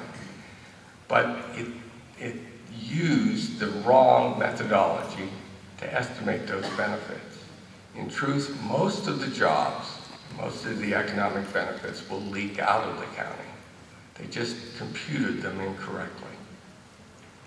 One of the big issues was that half of the benefits are due to inbound passengers, people from somewhere else flying here, mostly for personal travel. Now, one problem with that was that they forgot to say that if there wasn't an airport here, some of those people would fly to Atlanta instead. Maybe some of them would drive, but they just counted all of them as a net increase. So clearly there's some double counting there. Clearly some of those people would be visiting friends and family. They might stay with them. So instead of spending money at hotels and at restaurants, which is the reason why there's such a big economic benefit, they'd be staying home, or at least they'd be spending less. And finally, of course, a lot of the local spending would be elsewhere outside of the county because there are many more things to do in Atlanta than just stay in Paulding. It's not to say anything bad about Paulding, it's just Atlanta's a big place. So here's the critical thing I think that you need to understand. If you're going to swap a Paulding flight for an Atlanta flight, and you care about the region, then for every dollar that's spent at Atlanta, there'll be more regional jobs and more regional economic benefit than for a dollar spent at Paulding. And the reason is, there's already a city in Atlanta, so they have lots of businesses that can provide inputs to those activities at the airport. There are already specialized aviation businesses at Hartsfield, so they're already there to clean the planes, maintain them. That's not true here at Paulding, so on a regional basis, the trade may not be, on a one-for-one basis, something that the region would benefit from. Thank you.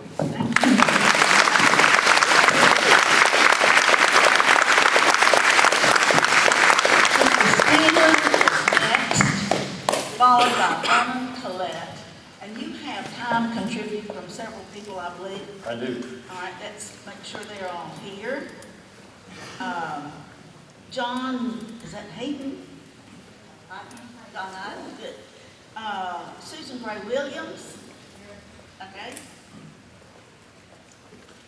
And Dina Sudan. Thank you. Thank you. Good evening. My name is Peter Steenland. I do not live in Paulding County. I'm an attorney with a law firm of Sidley Austin in Washington, D.C. So if you've never seen a genuine K Street, Washington lawyer before, come on up later and shake my hand. I'd love to meet you and talk to you.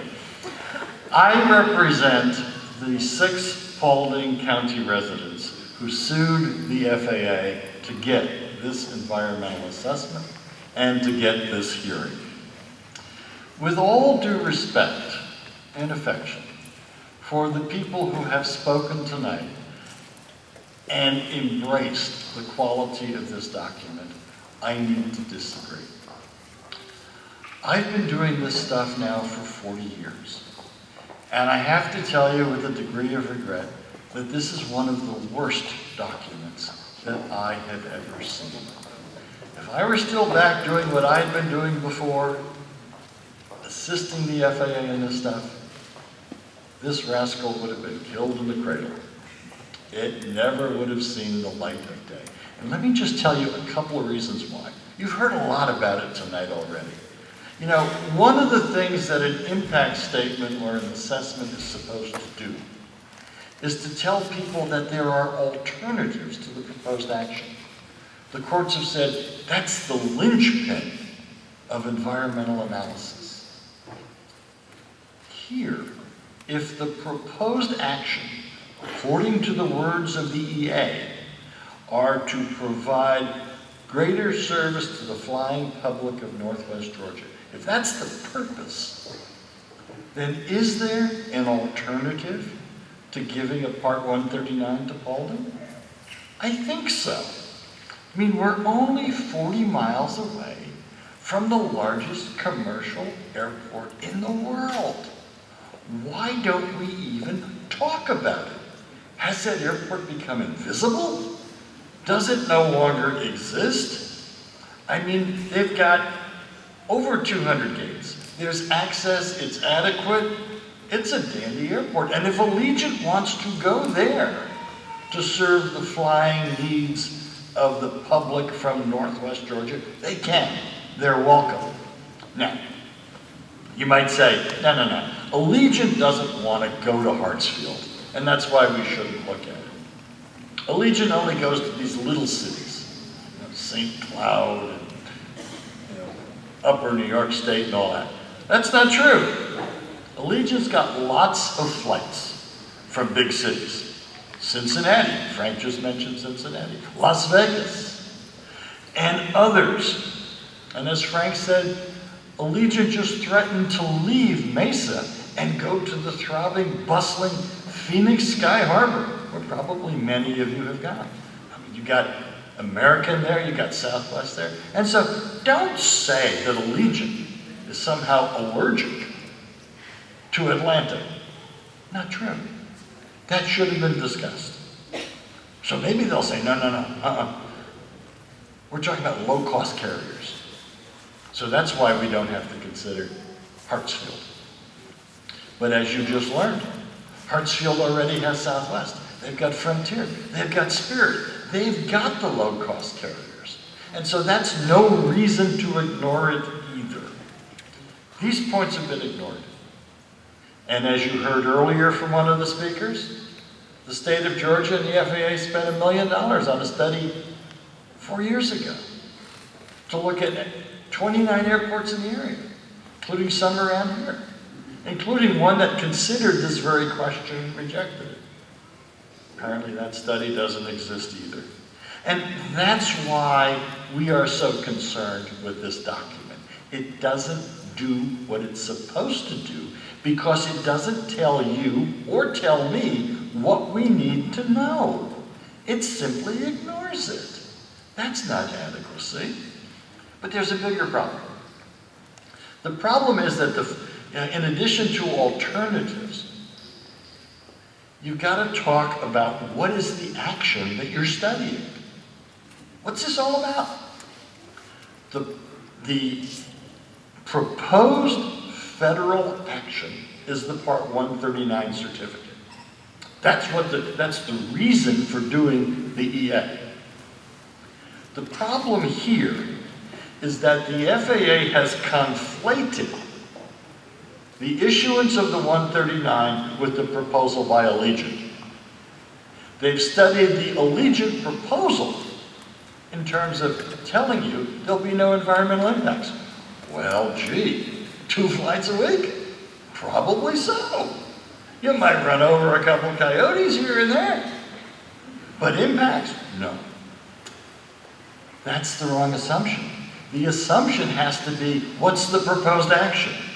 And the proposed action, as some people have said tonight, very accurately, is a big deal.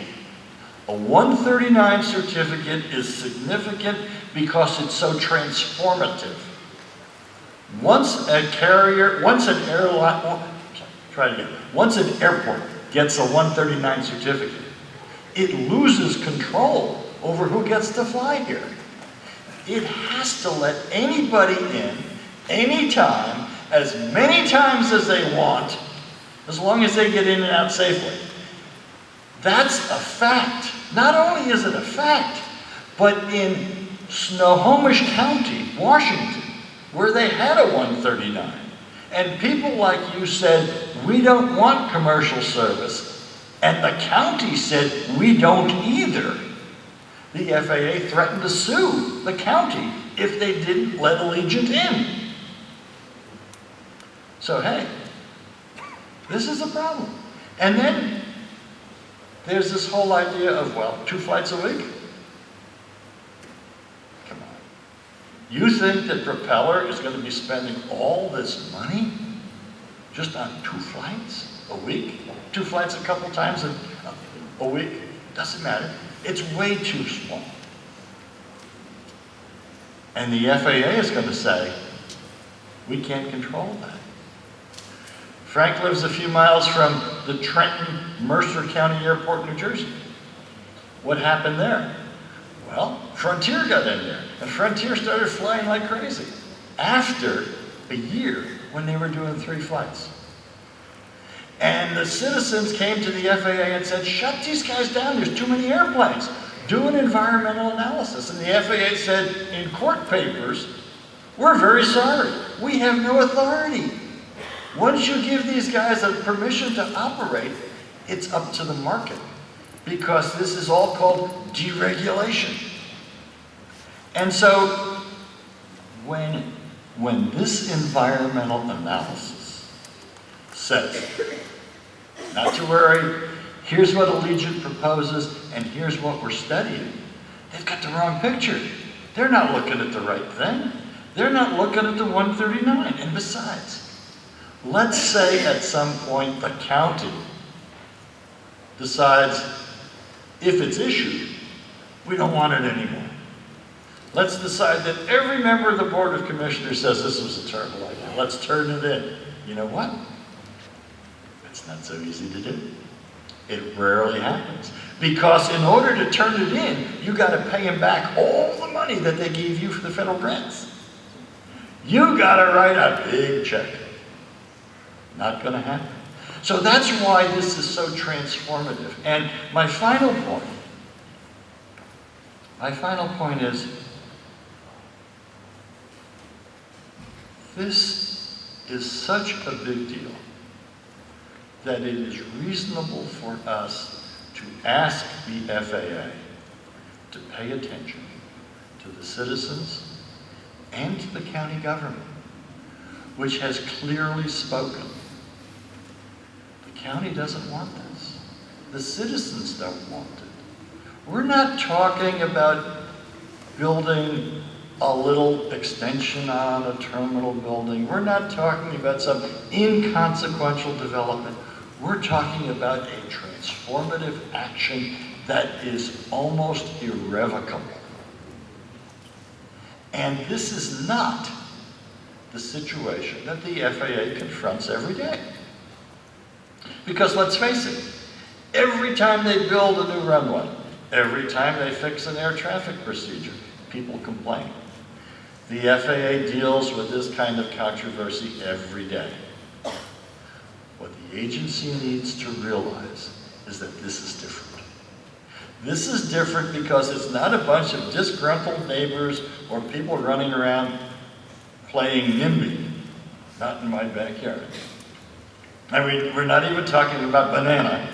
I don't know if you know what banana is. It's billed absolutely nothing anywhere near anyone. So we're not talking NIMBY or banana here. We're talking the duly elected government. We're talking about people who ran for office saying, we don't want this. And they've written a letter. They've adopted a resolution. They have sent a legal opinion. And now they've filed a lawsuit.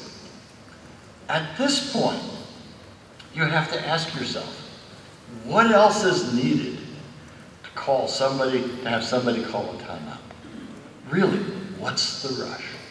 What's the hurry? Why are we moving along so far? I mean, I'm the guy who was responsible for this hearing, working with my 6 clients and residents. And so even though we're partially responsible, I don't think we should be here. I think this should have been shut down. Now, if it goes forward, it simply seems to me that you can't use this environmental assessment. A couple nights ago, I was home. I was in the kitchen. I was making my wife dinner, and I made a mistake. I just screwed up. Happens quite often. But I couldn't save it. The food I was making, I couldn't add another spice. I couldn't throw some butter in. There's no cream that would save it. I just had to throw the whole thing out and start all over again. And that's what the FAA should do. Thanks.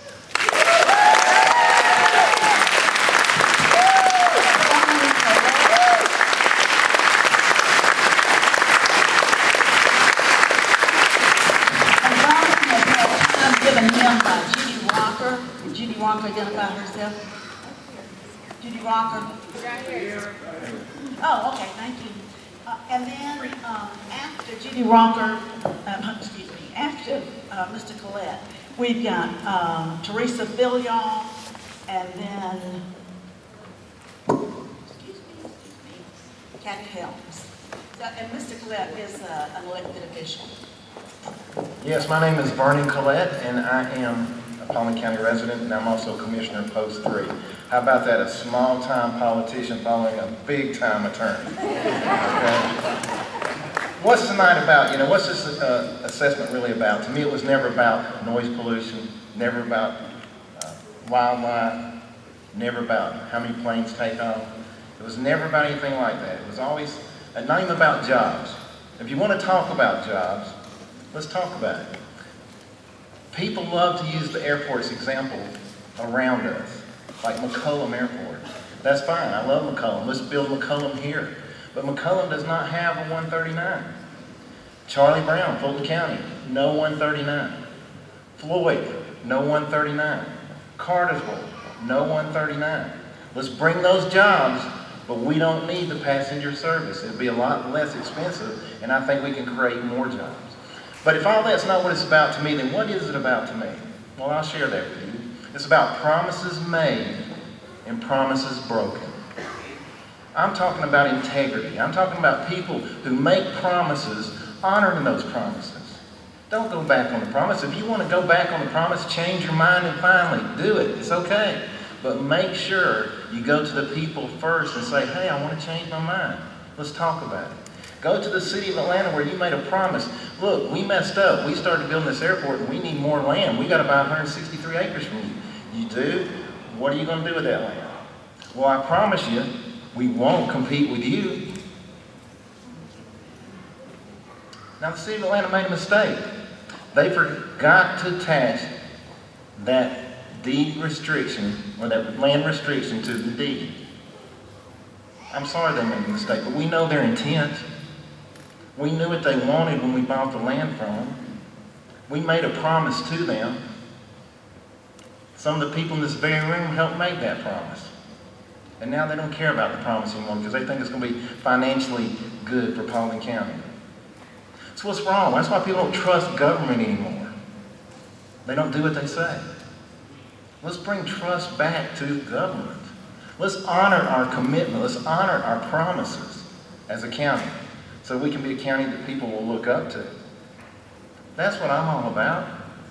That's what I want. My question to the FAA is, why would they want to help us break promises? It's not important.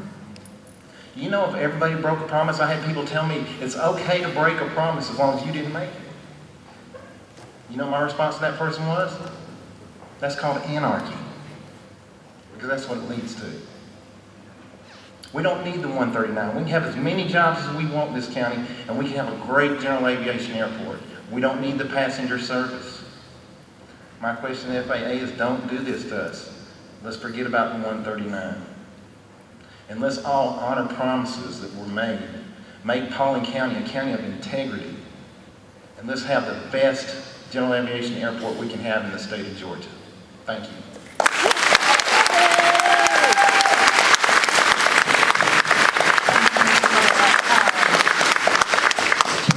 Young, followed by Kathy Helms.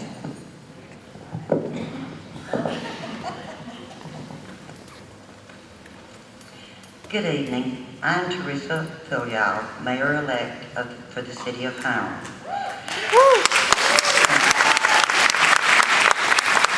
I'm speaking to you tonight for the benefit and concerns of some of the citizens of Hiram. I have concerns that the recent environmental assessment is not substantial enough to give us a true insight as to the impact commercial airport could have on the City of Hiram, as well as Paulding County in the future.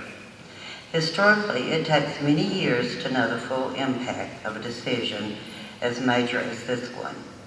An assessment of 3 to 5 years will not be adequate enough to help us know what the future holds and how we could be affected. To build an airport was voted down by the Paulding County residents years ago, but we now have an airport. We had no say when it was decided to go forth with commercialization of that airport. If the FAA denies the taxpayers the right to know what this could mean to all of Paulding County 10 years from now, we'll once again be doing the people an injustice. This is my home, and I have watched what is to happen with our airport turn brother against brother, sister against sister, and friends against friends. There is no question that the FAA is holding all of the power as to our future. So I would like to ask you, as kindly as I know how, to require a 10-year assessment. We deserve to know and plan for our future. I thank you very kindly.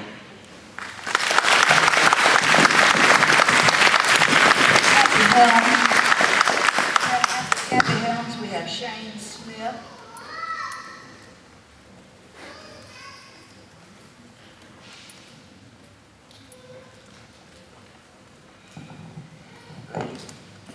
Good evening. My name is Kathy Helms, and I've lived in Paulding County for 33 years. I've raised my children here and have been proud to call this home. What a great opportunity to come before all of you tonight. I've read the draft environmental report and have several questions, but I want to put that aside for right now. Quite frankly, 3 minutes is not enough to address those concerns. I want to talk about compromise and what the suggestion of bringing passenger jets, the application for the Part 139, has done to our community. It has strained relationships to breaking points, lifelong friendships destroyed, neighbor against neighbor, brother against brother, for a project many of the people of Paulding County have adamantly opposed since first discussed in 1972, again in 1999, and one more time in 2014, when every single anti-commercial candidate won their election. I'm a small business owner for over 25 years right here in Paulding County. I understand the need for economic development and support industrial growth 100%. That's why this evening I would like to suggest compromise that will hopefully begin a healing process in our community, one that's long overdue.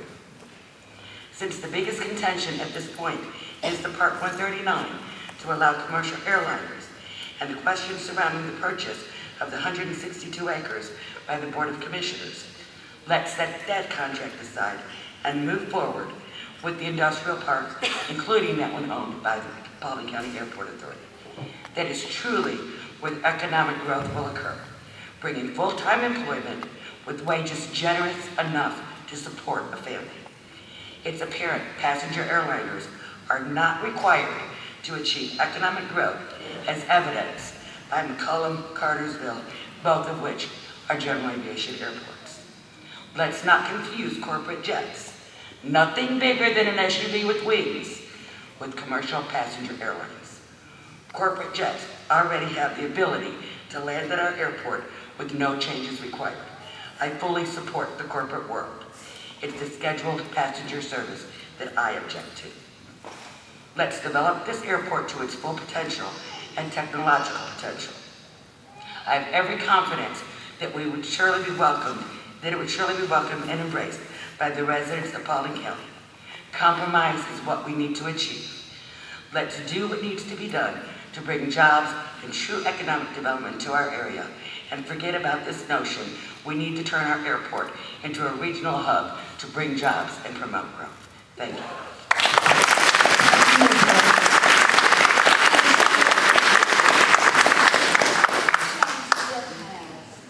Time given him by Mary Grace Smith. Okay, and Pauline Smith.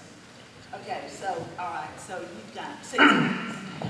Hello, good afternoon. My name is Shane Smith. I'm from Dallas. I've lived here all my life, born and raised here. I know what it means to be a true Paulding County, like I know a lot of people that's for the airport knows what it means also.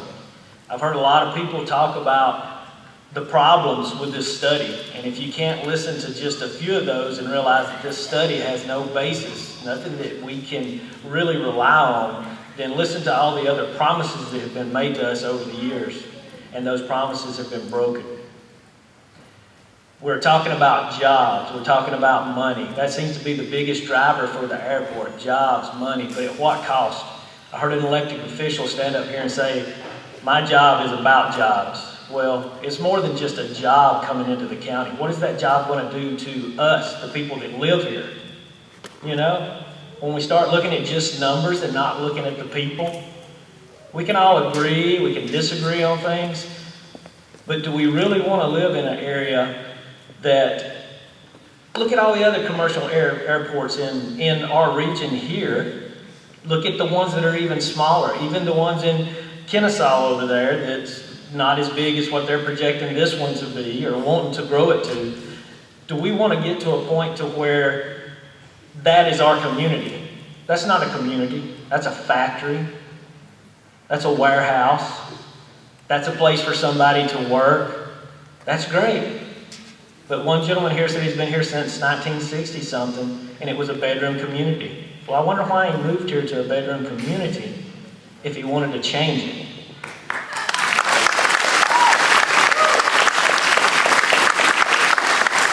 Paulding County has welcomed a lot of people, and yes, we've grown. But it's different when that person's living in your backyard or across from you. They're not flying over the top of your house. I mean, look at these studies where they're talking about 2 flights a week. I mean, I'm not the smartest person. I can't add to some of these eloquent speakers and some of the facts that they've had there. There's nothing needed to add there. Listen to it, look at it, search your heart, and do you want your community to be like Hartsville? Is that what you want for Paulding County? Thank y'all. God bless.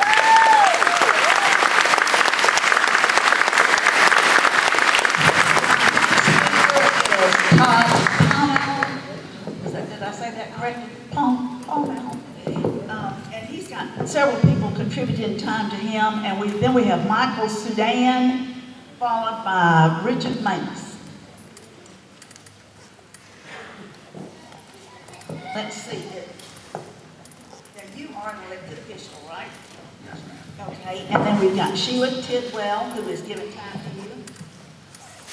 And we have Don Tidwell, okay, and Donnie Tidwell. Okay, we've got 5 We're okay. minutes and 11 minutes. We'll be fine. Thank you all for holding this meeting tonight. My name's Todd Powney. I'm the Post 2 Commissioner. The airport sits right here in my post. Most everything that's been said tonight, they took it from my speech. So here I am. You know, I had a few things written down, but honestly, most things have been covered. I'll do what I usually do, and that's shoot from my heart. 1974, there was a vote. 74. 1999, there was a vote. We can argue about what kind of votes. 1974, I look back at what was Hartsville in 1974. Think about how many years ago that was.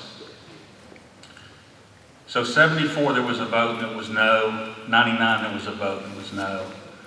So you couldn't do what has been done out in the public eye, could you?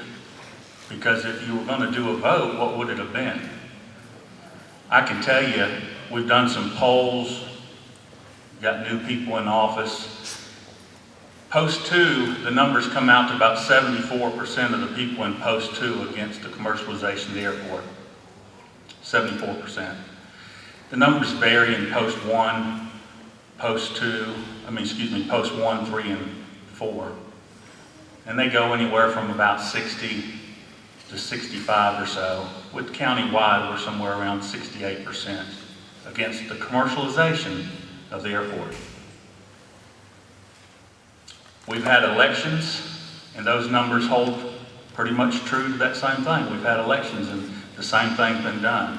Everybody that's been elected this past year and a half, has stood against the commercialization of the airport. October 3rd, 2013. You've heard it from me several times. I was sitting at home watching the news. News comes on. We hear about the commercialization of this airport. My wife looks at me, she says, "You know about that?" I said, "No." I sent an email that night. I was so thankful I sent it. Usually I kind of calm down and don't send an angry email. And that night it wasn't terrible. And I hope I've never embarrassed you at all in public office. I've tried to watch my tongue, watch my temper when things get hot. And I do that because you can only mess up once and then you lose your credibility. But that night I sent an email and it was nothing to be ashamed of. That's not the way a Post 2 commissioner should find out about commercialization of an airport.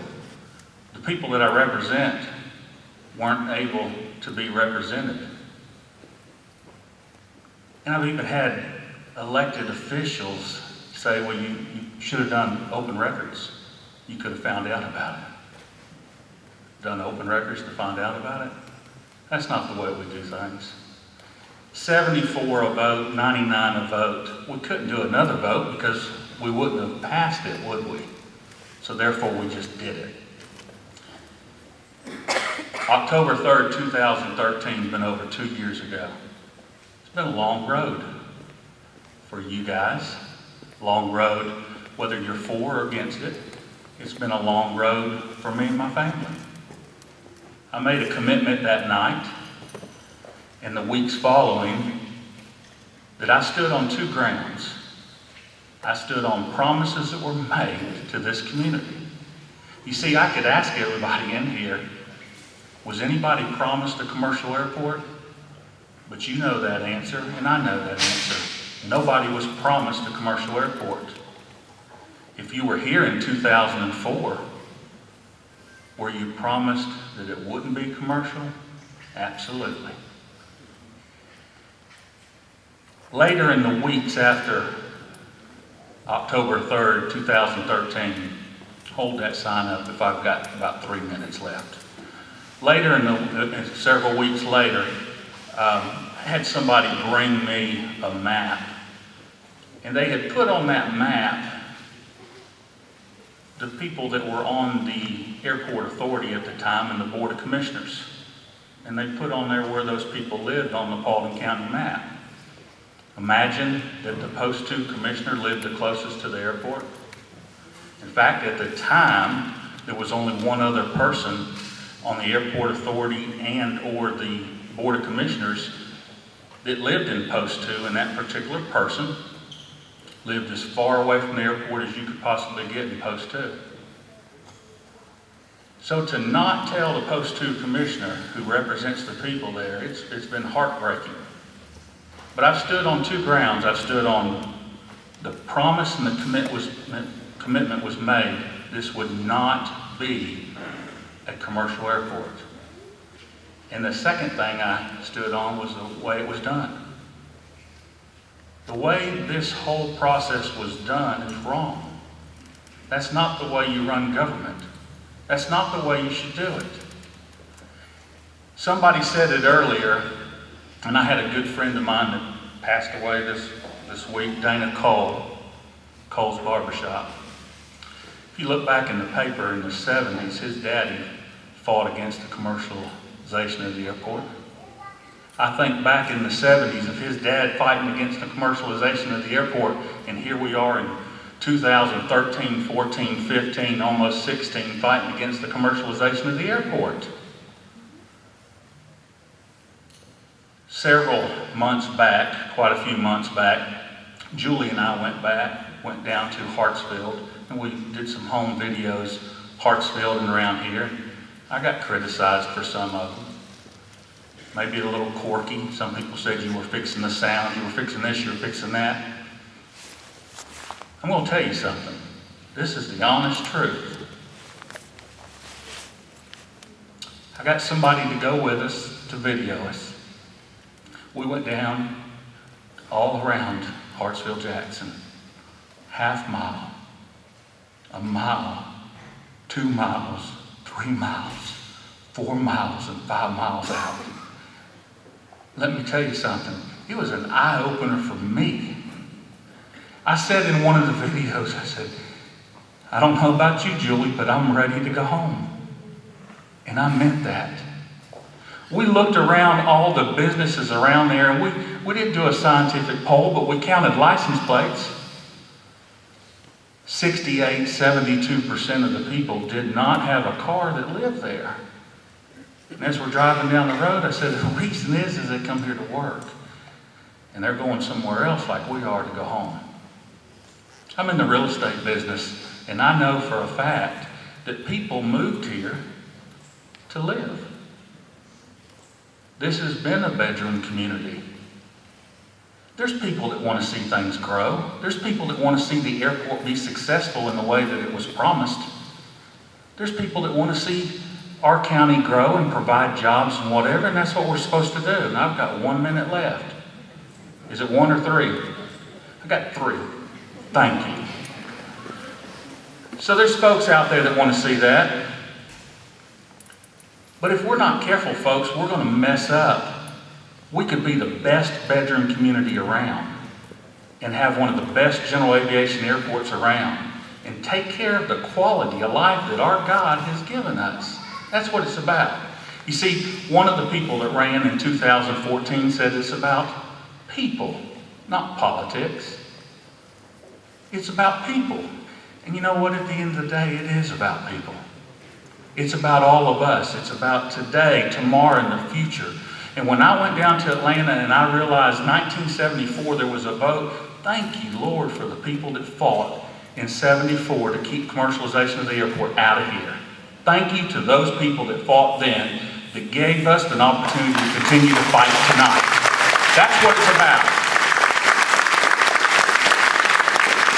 They protected our quality of life. And that's really what it's about. It's about today, tomorrow, 40 years from now, you want to see what that would look like here 40 years from now? Go back in time and look at Hartsville 40 years ago. It's not anything that you would want. The bottom line is this: there's a lot of things that have not been done right along the way. And it is true, somebody said brother against brother, family against family, neighbors, friends. Folks, this is the bottom line.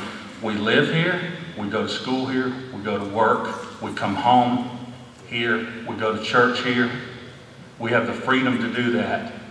Those of you that support this, I understand that you support this. Those of you that don't, I understand, and I understand why. But at the end of the day, folks, we live together in Paulding County together, and remember that. Now I have 1 minute. That we live together with each other. And what's broke my heart is I've seen families that have had sister and brother-in-law that are against sister and brother-in-law because one thinks we should do it, one thinks we shouldn't do it. The bottom line is the FAA needs to pay attention. They need to pay attention to what's going on right here and what's happening to this community.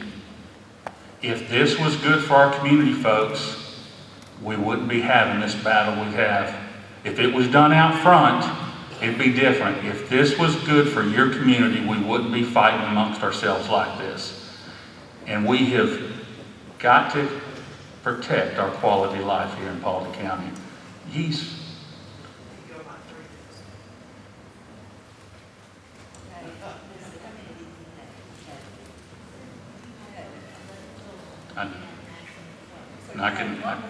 I think I can have a couple more. I think I can have 12, 13, 14. Why get 5? But nobody's going long. Gotcha. Nobody's going longer. They set me straight. Okay. I apologize. Bottom line is this, folks. We need to do what's right here for our county, for our community. The Board of Commissioners does not support this at this time. There's lawsuits out there. The FAA, we're asking the FAA to pay attention to what's going on, pay attention to the citizens of this county. And if you look at the votes in '74, the votes in '99, the votes that have happened in the last 18 months, and the polls that have been done, pushing 70%, 65, 68% of the people in this county are against it. And in post 2, 74% of y'all against it. I promise you, and I will commit to you, I will continue to do everything I can in my power to see that this does not go through. We have to stand together, stand strong. I appreciate it. Thank y'all very much.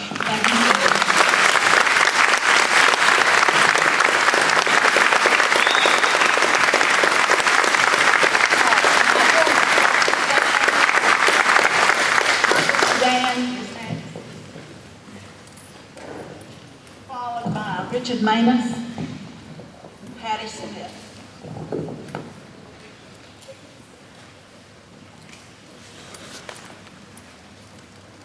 Thank you, everyone. I'm a Paulding County resident. My name's Michael Sudan. And my remarks are directed at the FAA Southern Region. In September the 24th, 2013, there was an application put in for a Part 139 certification. This document is not seen by anybody. There's been ORR requests put in for it. There's been FOI requests put in for it, and it's not been produced. And I'm making a public request to the FAA Southern Region that they produce this document for everyone to see.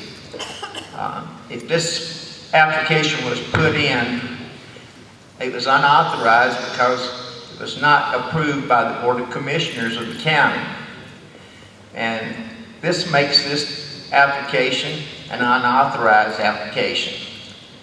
Therefore, this constitutes a fraudulent application that has not been approved, and I would like to see this document public view for everyone. Thank you.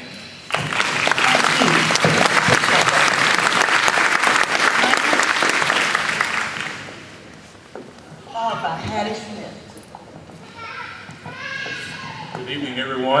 know y'all getting tired, and you're probably like me, you're getting hungry. And I want to start off by saying my dad was right. Opinions are like noses. Everybody has one. So I'm going to give you mine. I currently represent the county on the school board. And I'm here really, as you see my yes badge, I'm for the commercialization of the airport. I'm for jobs. I'm here representing the 28,000 kids that we have in this county. We haven't talked about the future of them. And I want to talk about a little bit about what jobs means to this county. How many more Title IX schools do we need in this county? We have too many. How many thousands of kids every weekend in this county go hungry? How many a day can we feed on a free federal program in this county because we don't have jobs? That single mom can't afford to drive an hour to Atlanta for a job. She needs a job in Paulding County.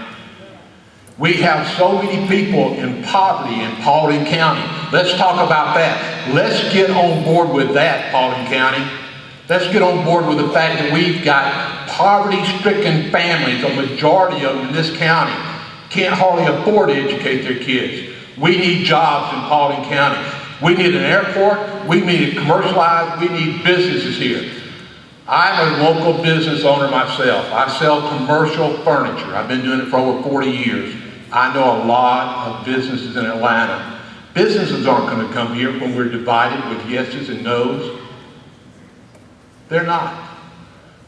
They want to come to bring their employees to a place where people can work together, that people want to work together. We're so divided. We're like a bunch of Republicans and a bunch of Democrats. We don't know what to do, what to say. We need to be joining hands and shaking hands and saying, let's help our children. Let's find jobs for their parents. Let's do whatever it takes to come together in this county, to grow this county with jobs and financial stability. We don't need to be a poverty-stricken county, and that's what we are. If you don't believe me, come see me and talk to me personally about it. I can tell you about it. Come and look at the board sometimes. I'd like to see this many people at a school board meeting. Find out what's going on with these children. We have 78% is what we're graduating right now. Where are the rest of those kids going? And when they do go, like my own two sons, they went out of state to college and they stayed there. Why? Because they couldn't find a job here. Wake up, Paulding County. It's not just about an airport. It's about a community. It's about jobs. It's about getting something done. So get off your duff. Let's do something for this county. Let's do something for these single families out there, these single parent families and these children that need to be fed on a regular basis. They need an education. They need somewhere to go. And we're not doing it. Thank you very much. Thank you, Mr. Smith. Next. The next speakers in order are Terry Johnson, Patton Hughes, and Wayne McCauley. Hello, my name is Patty Smith and I live on Hulseytown Road at the east end of the runway in Accident Potential Zone B. Some, as you can tell, love some airport and some simply hate it. I personally, when my mother first told me about it more than 8 years ago, thought that was the stupidest idea I had ever heard in all of my life. To put an airport out here in the middle of nowhere. But today, I personally call this airport a cancerous scar on God's green earth in the once pristine beauty of West Paulding County. Though I am definitely not in the pro-commercialization movement, I am no longer part of the stop movement, which puts me in an odd place in the county. Because I have learned that what's going on in this county is not just about this airport. There's a political war going on here, a two-party fight between Republicans, ultra-conservative Republicans that hate this airport, and traditional Republicans that just love it. Okay, so I'm caught in the middle. Here I am, a flaming liberal in the 19th most conservative county in the United States of America, and living at the east end of the runway. I don't like it. Now, but nobody cares about that. you know, it's a horrible situation to find myself in. The worst thing I worry about is my well water. Do you know that everybody out here is on well water? I get my water out of the ground, runs in springs under the ground, right under the airport, right over to my tap water. What's in it? I don't know. Is it going to make me glow in the dark? I don't like it. Because everyone out here is on the well water, in 1973, when they did the environmental study to see if they're going to put the other Hartsfield Airport here, they said, well, you can put it here. It's not a good choice, but if you do, you're going to have to run city water out there because everybody gets their water out of the ground. I don't like drinking avgas. Call me crazy. Okay. My bottom line is that Blake Swafford and his airport have not been good neighbors to me. Employees of the FBO have been outright rude to some of my neighbors when they've called with complaints about noise. My peace and quiet are gone. The pristine natural wildlife environment that was here is either dying or being killed off. Property values are really a crapshoot. Is my house on the corner at the rear entrance to the airport worth $1 million or nothing? Hard to know in this tumult that is going on in this county. I am praying. I have gotten absolutely no help from my local government. I feel no trust in my local government whatsoever, and now I am praying, I'm almost done, praying that the federal government will come in here and do something good for the people and for the environment.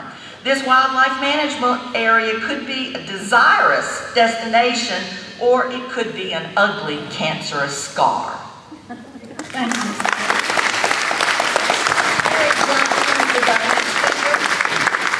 Terry Johnson and Patton Hughes. Where's Terry Johnson? No, Terry Johnson. Okay, Patton Hughes, you're next. And following you will be Wayne McCauley. Good. And then will be Tom Wilson. Well, it's strange that I would follow Patty. Patty showed anything. Anyway, I know a lot of folks here. We're all friends. John Tripconey in the back, KV here. This community is divided. It is a fight that's gone on since '73, as people pointed out. This is supposed to be about the EA, which is the environmental assessment. I'm sure that it could be a better document. It's an okay document. They do talk about a whole lot of different things. It's, I'm thinking about the attorney from, where is it? Washington, D.C. Yeah, Washington, D.C. attorney. Of course, we know that somebody was paying him. He didn't do this for free. The folks that came in from the environmental stuff, they didn't do that for free either. What's happening with this airport? Obviously, we're in the middle of a large hangar. Things are happening here. Things need to happen. The community does need the jobs, as Mr. McManus says. I mean, geez. We've got to come together. I look at it, I see the 6,500 or 6,000 foot runway. I say that is a limiting factor in and of itself. We can say, we can control whether we build another or larger runway. We can do what we can do with this and maximize its usage. The one thing that I always wondered about is why everybody seems to hate people. I mean, passenger or commercial aircraft is nothing but people. Why do we hate that as cargo? I mean, it doesn't make any sense at all. I mean, we could bring in, poison gas or whatever else, but that's okay. But hey, people, no, we can't have people come in here. That to me is the dumbest part of this whole thing. We got a hell of a lot of people here in Paulding County, and we don't have a whole lot of business or industry or anything else. That's what we got as people. Let's serve people. Let's let the market decide whether this is going to be a success or not. We appreciate you. McCauley, you're next. And then to Mr. McCauley is Tony Crow, with several people having contributed time to Tony. Good evening. I'm Wayne McCauley. I've heard a lot of people talk about how long they've been in this county. I was born on the main street of Dallas. Now, y'all tell me how long you've been here. Tell me it's about the man over here that was hollering the kids and the jobs. You know, we've got a place sitting down on Bill Cruz Parkway that was promised to bring jobs. It was a movie studio. Let me see the hands that got a check from it. That's the same people that's wanting to bring commercial airport in here, y'all. If you can't make a movie studio run, I don't see how you can make an airport run, especially when it shouldn't have been here to start it with. I know I voted on it twice to turn it down. All this talk that I've heard out here, people, I'm going to tell y'all how I feel. This is my county. I was born, I was raised here, I've raised my 2 girls here, they've graduated school here. We don't need this airport. Some of our officials holler, we want to keep things historic. Well, go and look at the square in Dallas. That's about as historic as the bottom of my shoe. That's not historic. It's not about jobs for the people in Paulding County. Don't be idiots. They're going to bring their own people in to run the airport. They're not going to hire none of us and train us to do what's got to be done at this airport. I mean, come on. I know all y'all were born in the dark, but it wasn't last night. A commercial airline coming into Paulding County will bring its own people. On top of that, I don't want them flying over my house. It's not just about 3 to 4 miles from here. What traffic comes in here now is low enough to read the numbers on. I don't want big jets coming in and they're low enough you can reach up and rub the belly of them when they go over. I am dead against the airport. Yeah, we need jobs in Paulding County, but you know what? I raised my family in this county. I left it many a time to make that money. If you want a job and you want to raise your family, you want to send them to school, like the boy said, get off your duff and get out there and find you a job no matter where you have to drive. Y'all have a good evening.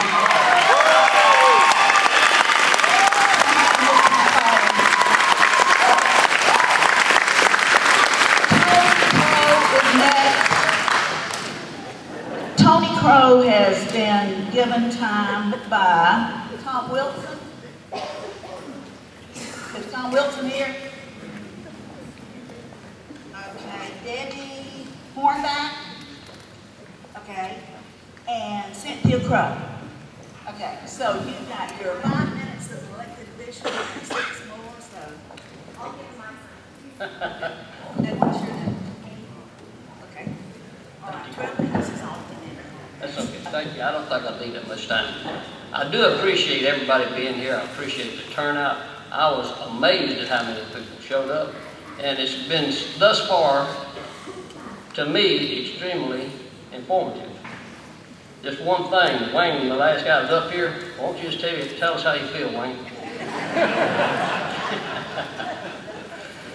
This thing has been troubling me, the airport as a whole. I came into office in January. And I'll tell you one thing that the airport did for me, it put me in office. My stand on this airport put me in office, not only myself, but Vernon Collette, and when you were Todd stood, he was already elected. But that's one thing it did, it changed the face of the government here in this county.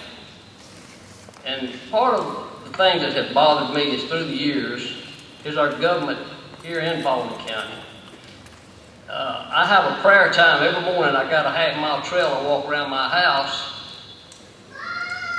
and I hash things over, try to figure things out. And my thought was, how did we get in this condition? How did we get here? Since I've been in office, I've eaten the airport for breakfast, lunch, and supper. And sometimes you get tired of the airport. There's more important things in this county, or there are more things in this county that you can look at. And this commission board now is moving on these things. We had a 911 center that's been sitting there forever. We're finally getting it moved. In doing that, we've saved the county over $500,000. There's churches out on Mount Moriah Road hauling waters into a well so they could flush their commodes on their services. Listen, we gave this crowd out here $55,000 worth of services so they put on an air show.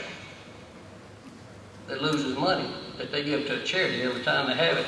They don't give more money to a charity. They've never been able to raise the money to give to a charity. I'm all for charity. I'm all for the salute to America.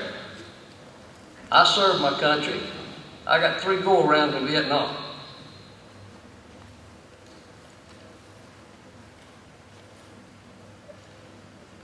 And when I came into office, I came in with that sign that was talking about it's about people, not politics.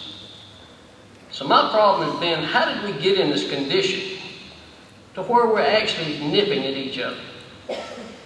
In our board and commission meetings, out here, a lot of people went home tonight already.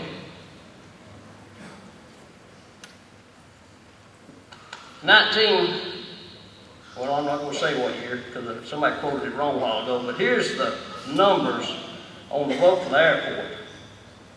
It was 1,801 opposing, 719 for. So they evidently tabled this thing until 1999 and decided to come back at us again with it.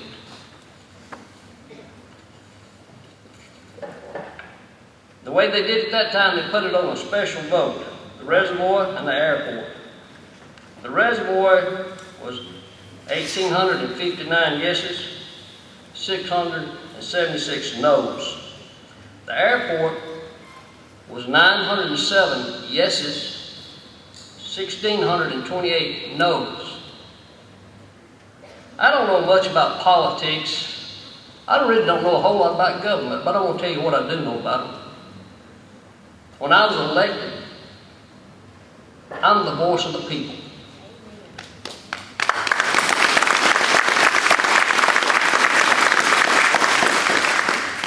And if you want to change the situation as a government, you need to start listening to the people. What I want don't really matter.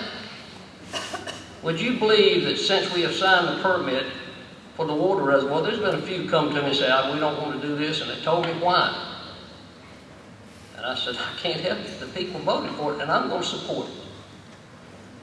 The people voted down this airport, and I'm going to support it, regardless. That's my job. There's speculation on what will and won't happen if this airport goes commercial. We don't really know. It's speculation. But we know what we don't want. Nobody has to tell us, well, they could knock on our doors and ask for the votes, and then when they get in office, our brain is just absolutely going. And let me tell you about a little something that happened about 13 miles from here. There was a flight coming out of Huntsville, Alabama. They got into an ice storm. The engines were eating ice. And it shut down. It was full of people. And it crashed right out there in New York. I had the misfortune that day of being there at the Amoco station where Jimmy Whitley run it and seeing that plane go down. Not only did it kill a lot of the people that were on the plane, and there were some survivors, but it killed my neighbors that was on the ground. Eric Creighton is in here tonight. It killed, I don't know if his grandmother or aunt, but it killed her in the yard there. Don't tell me that it can't happen. It does happen. I know a little more about airports than a lot of people think I do. I had the misfortune as a child being moved from Hiram down to College Park. And we were at the end of where the planes came over the house and landed there at the airport. They were extremely noisy. You ever been trying to watch Popeye and an airplane come over, can't hear what's going on? But then, it's rough. Somebody hiking a football, and you know if they hike one, hike two, wait a minute, plane. But there was one boy that lived next door to us. He was a mute. He was hearing impaired, he and his sister. And every time one of these airplanes would come, he would get excited. He'd make the sound by an airplane, that's it. That's what he'd say. And this airplane was coming over, he liked it. He could feel this vibration off this thing. You could almost, if you had a good arm, and I'm serious when I say this, you could hit them things with a rock. I tried it, I never could hit one, I couldn't throw it. But I know about the impact. I know what it does to you. And when I got to come back to Hiram, I was glad. So I want y'all to know something. I don't hate anybody. That's not in my nature. I love people.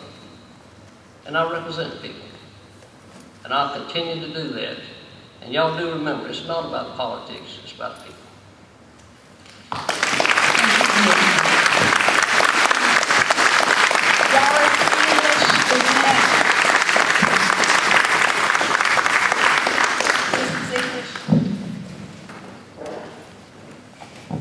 Following Ms. English will be, and she has time donated by Mr. English, right? Okay, great. And then Terry Tibbetts will be after that. Well, my name is Doris English. I live at 2824 Coal Lake Road. In 1979, my husband and I and our 3 wonderful daughters moved from congested Cobb County to Paulding County. Our girls wanted horses and we wanted peace and quiet. Things have changed. But, I had a prepared speech here, but experts have done much better than me. We won't go back over it. But I do want to, we talked about the conditions that these decisions were made in, and the citizens were not included in the decisions. We found out by Atlanta television announcing what they were going to do here. We found out that the promises to the citizens were broken. And so, and then of course we know, we were told about the inconsistencies in the draft environmental assessment, and that was covered much better than I could ever cover. But I would like to appeal to the FAA to be consistent in your decision, considering the real possibility that the procedure and the establishment of this airport was not legal and above board, and the information contained in this draft environmental assessment is gravely flawed. Please consider this, because the citizens of Paulding County deserve your true consideration on this.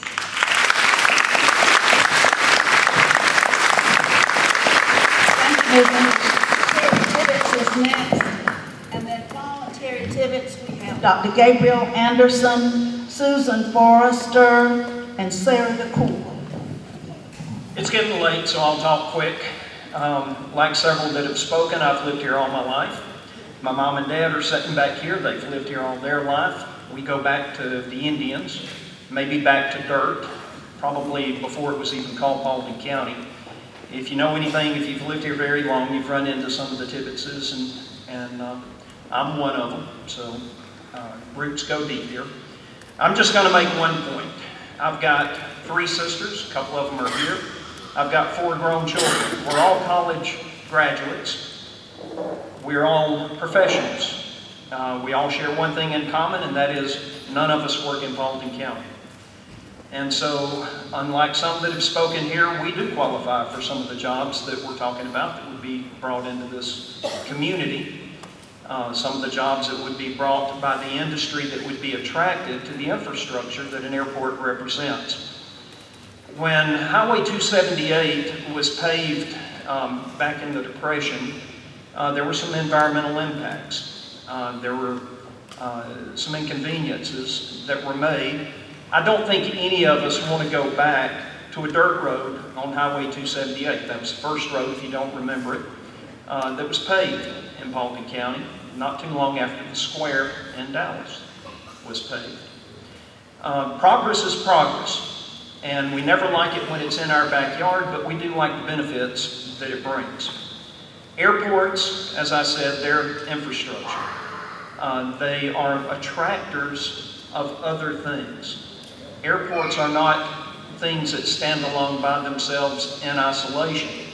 Roads do not generate jobs per se, other than for the construction workers that work on them. But they provide the infrastructure through which commerce can be conducted. Airports are the same.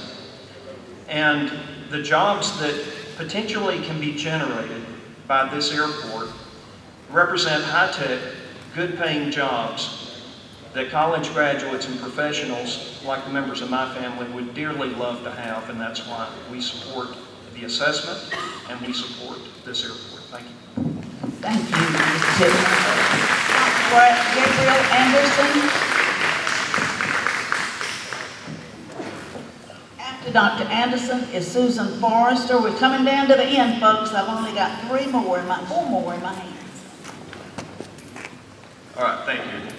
I'm Dr. Gabriel Anderson. I'm basically here as a representative of experience. I work for CSX Transportation. I'm an expert in EPA. I'm an expert in locomotive mechanical engineering, anything to do with trains. I love them. I've worked with them day and night. But I came here basically got environmental issues. So with environmental, I mean, I deal with trains. A train, anybody have any idea how much fuel a train holds? A train holds 4,500 gallons of fuel fully loaded at one time. That's a lot of fuel. And there was a representative from Delta said they'd never had a spill, and that's a very bold claim because we have spills all the time, and it's just human error. Humans fill the locomotives, we spill fuel. Fuel spill, anything over, say, 10 gallons, that's an FRA, federal regulation, EPA reportable spill, because 10 gallons of fuel goes a long way. So you got plain fueling, that's going to be an environmental factor. Reading over the stuff in the EPA report, what I noticed was it's all about, emissions. Everything was on emissions. And there's actually 7 items that go into, say, what we call pollution. You got air, light, land, sound, visual, you have psychological and thermal pollution. If you put a whole bunch of concrete over land, you're going to have thermal pollution. If the temperature in water goes up just a few degrees, you're going to have blooms of algae. It's going to choke out the fish. You have runoff. Let's say if I spill 10 gallons of fuel out on the runway during a torrential downpour like we have here, that's going to go into storm drains, and that ends up in your well water that you have in the area. So basically reading over it, trying to look at it from a common sense standpoint, Hartsfield's only 25 miles away. So why do the fight of putting all the work into this area, whereas when push comes to shove, you get all the jobs, let's say it passes to get jobs here, people's families get jobs. I've witnessed it personally, that when push comes to shove, you shut down the smaller areas. I'm a member of the IAM, International Aerospace Machinists Union. My union brothers lost their jobs when we shut down a plant because coal went away. We lost $1.3 billion in coal. Union basically says, you can move to Albany, New York and have this job or go home. Basically, I moved to this area because I have severe post-traumatic stress disorder from Iraq. I did 2 tours Iraq. So I got 4 kids, and I moved to a small area so that I wasn't stressed out with my kids outside playing around. It may not happen, but at my risk, sleeping at nighttime, if I was afraid somebody was going to break in, then I just don't sleep. But that's my expertise level, and I thank you for your time.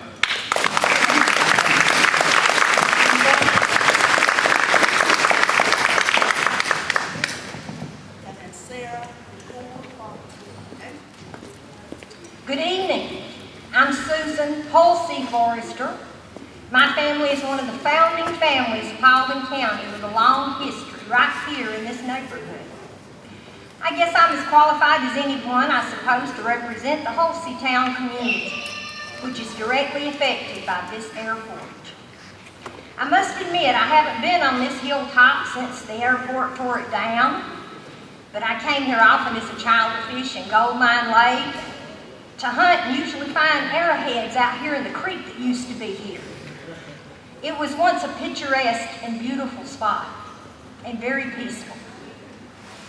I'm also a charter member of the Citizens to Save Paulding, a group formed in 1974 in order to stop Atlanta's expansion of an airport in our county. And we did, for a while. But evil is patient, and their desire for that airport expansion into our rural county continued over the years. No, they never gave up their dream of fundamentally changing our county. Lest anyone think otherwise, this airport is the reason why Highway 278 was widened. Out in the middle of nowhere, as the newspaper said at the time. So much money spent on such a rural area. An interesting article in a March 1976 copy of the Sierra Club magazine states that the Georgia Department of Transportation took it upon themselves to resurrect the dead issue of the second Atlanta airport by approving its own proposal, stating that in their opinion the second Atlanta airport was still in the plans, and that the ARC, the Atlanta Regional Commission, had actually adopted the Total Air Systems Plan, which included building smaller regional airports, which applied to Metro Atlanta, which lo and behold, Paulding County became part of soon thereafter. Oh, but they're never building an airport in Paulding County, they said. No, that idea's passed. The people don't want it. Not going to happen. Oh, but it's just a landing pad for airplane enthusiasts? Why would anybody be against that? It will never be more than that, we promise. Oh, but it'll only be a few commercial jets. No big deal. It's not like it's the second Atlanta airport. Even though we did name it the Paulding Northwest Atlanta Airport, and it is the first new jet-capable airport in Georgia since 1975. No impact, no reason for concern, so many promises, so many outright lies. No impact. My nephew, who is not in good health, used to scream when the helicopters came flying over their house low, one after another. You see, they were unfortunate enough to live in the turnaround for little jaunts from this airport, but just outside of the proposed buffer zone. But the helicopters don't bother him anymore. He wound up taking his own life. My sister is recovering from breast cancer. On nice days, she likes to sit out on the porch and enjoy some fresh air. When there is an air show or just a busy day here at the airport, she sits in her house and cries. And they claim this is an inconvenience and no impact, and I'm finishing. So it goes on for the citizens of this area. And I would like to leave you with the words from an Atlanta Constitution article dated June 19, 1975 with the headline, FAA Administrator says an airport needs neighborhood okay. In this article, FAA Administrator of the time, Phil Swastik, stated that, quote, wherever the community decides it, meaning an airport, is to be located, if there is to be one, most of the citizens in the neighborhood affected must be convinced that there is a need for such a facility somewhere in the best interest of all people and that their area is really the best place for it. I present to you that the majority of the community affected, this neighborhood, never wanted this airport in their backyards in the first place, and most definitely do not want this airport expanded in any way. And so we ask that you please remember this when making your decision and consider the people of this neighborhood. Thank you.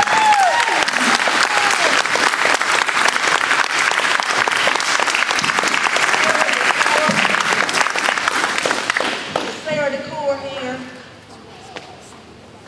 Sarah DeCour. Okay, Nancy Hollinshead. And then the final speaker will be Jeff Hutton.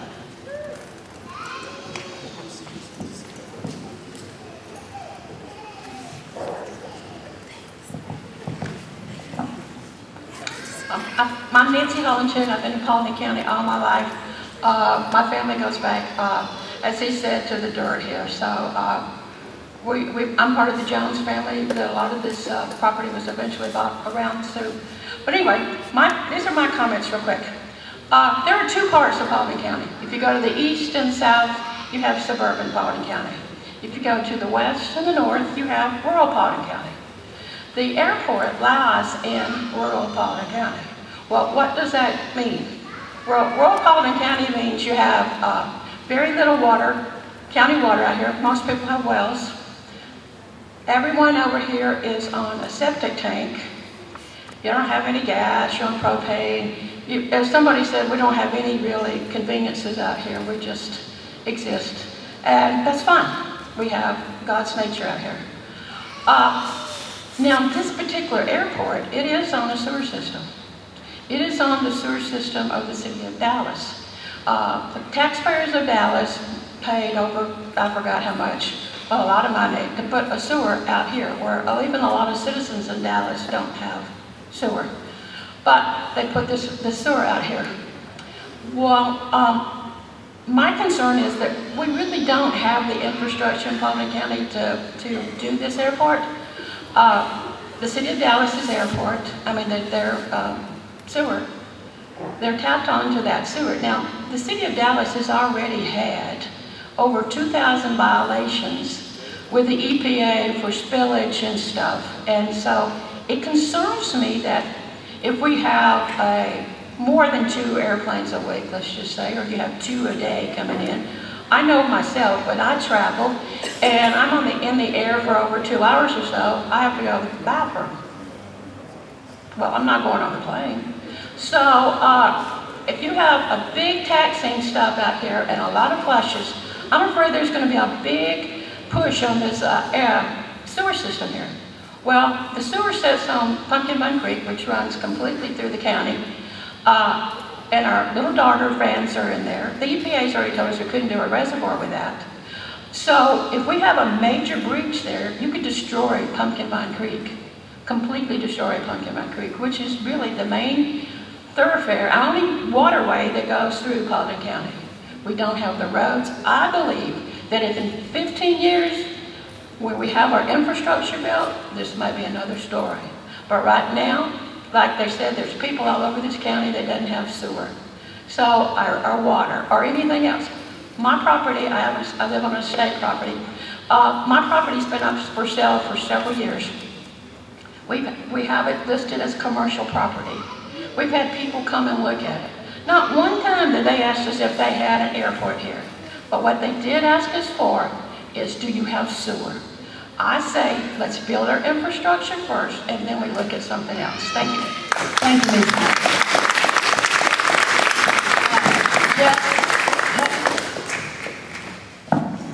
Jeff has time. Oh, all right. Well, he was going to have time contributed by and he will be our final speaker. Thank you. Good evening.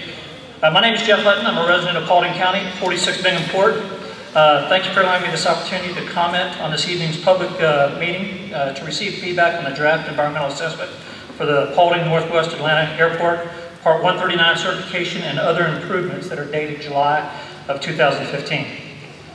Personally, I was very pleased with the EA's selected timeframe to cover the year of anticipated project implementation of up to 5 years after the implementation was identified as per the FAA Order 1050.1. The EA is concise per the order and prepared with the level of analysis sufficient to A, understand the purpose and need for the proposed action, 2, identify reasonable alternatives, including a no alternative action, which obviously the no alternative is to do nothing. So there are the 2 alternatives that are in there. And 3, to assess the potential environmental impacts.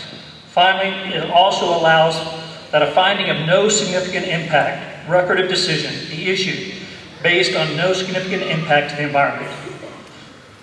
Although this doesn't deal exactly with the EA, and many folks have stood here tonight and not talked about the EA, so I don't think this will matter. So although this doesn't deal with the EA directly, what I'd like to comment is that the FAA on 3 separate occasions since 2004, has commented in their future airport capacity task studies that the Atlanta Hartsfield-Jackson Airport will not have capacity by 2020. I heard earlier folks talk about a study done by the FAA in 2008, that in fact wasn't the case. The FAA gave grant money to the City of Atlanta to do the study, and the City of Atlanta did the study. It's called AMAX, Atlanta Metropolitan Aviation Capacity Study. Within that study, the Northwest Paulding Atlanta Airport was found to be one of the best options from an environmental aspect, actually being stated with a, quote, minimal impact. This area sits in the Piedmont Atlantic mega region. The City of Atlanta knows that, and that's why recently they have gone out with an RFP for the creation of and implementation of a development action plan for the 9,400 acres that they own here in Paulding County. In my opinion, what Atlanta wants to actually do is to control the development of the commercial airport within Paulding County. My question is, are we going to let Atlanta run this county, or are we going to control our own destiny? Finally, change is coming, folks. As I learned in an adult scouting class several years ago, change is good, and embrace it. Like I said, change is coming. The Part 139 request needs to be granted now, and to keep Paulding County moving forward. Thank you.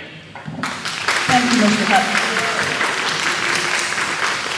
You've been a wonderfully polite audience. Thank you all so very much. Is there anybody who has concluding remarks? If not, then thank you all for being here.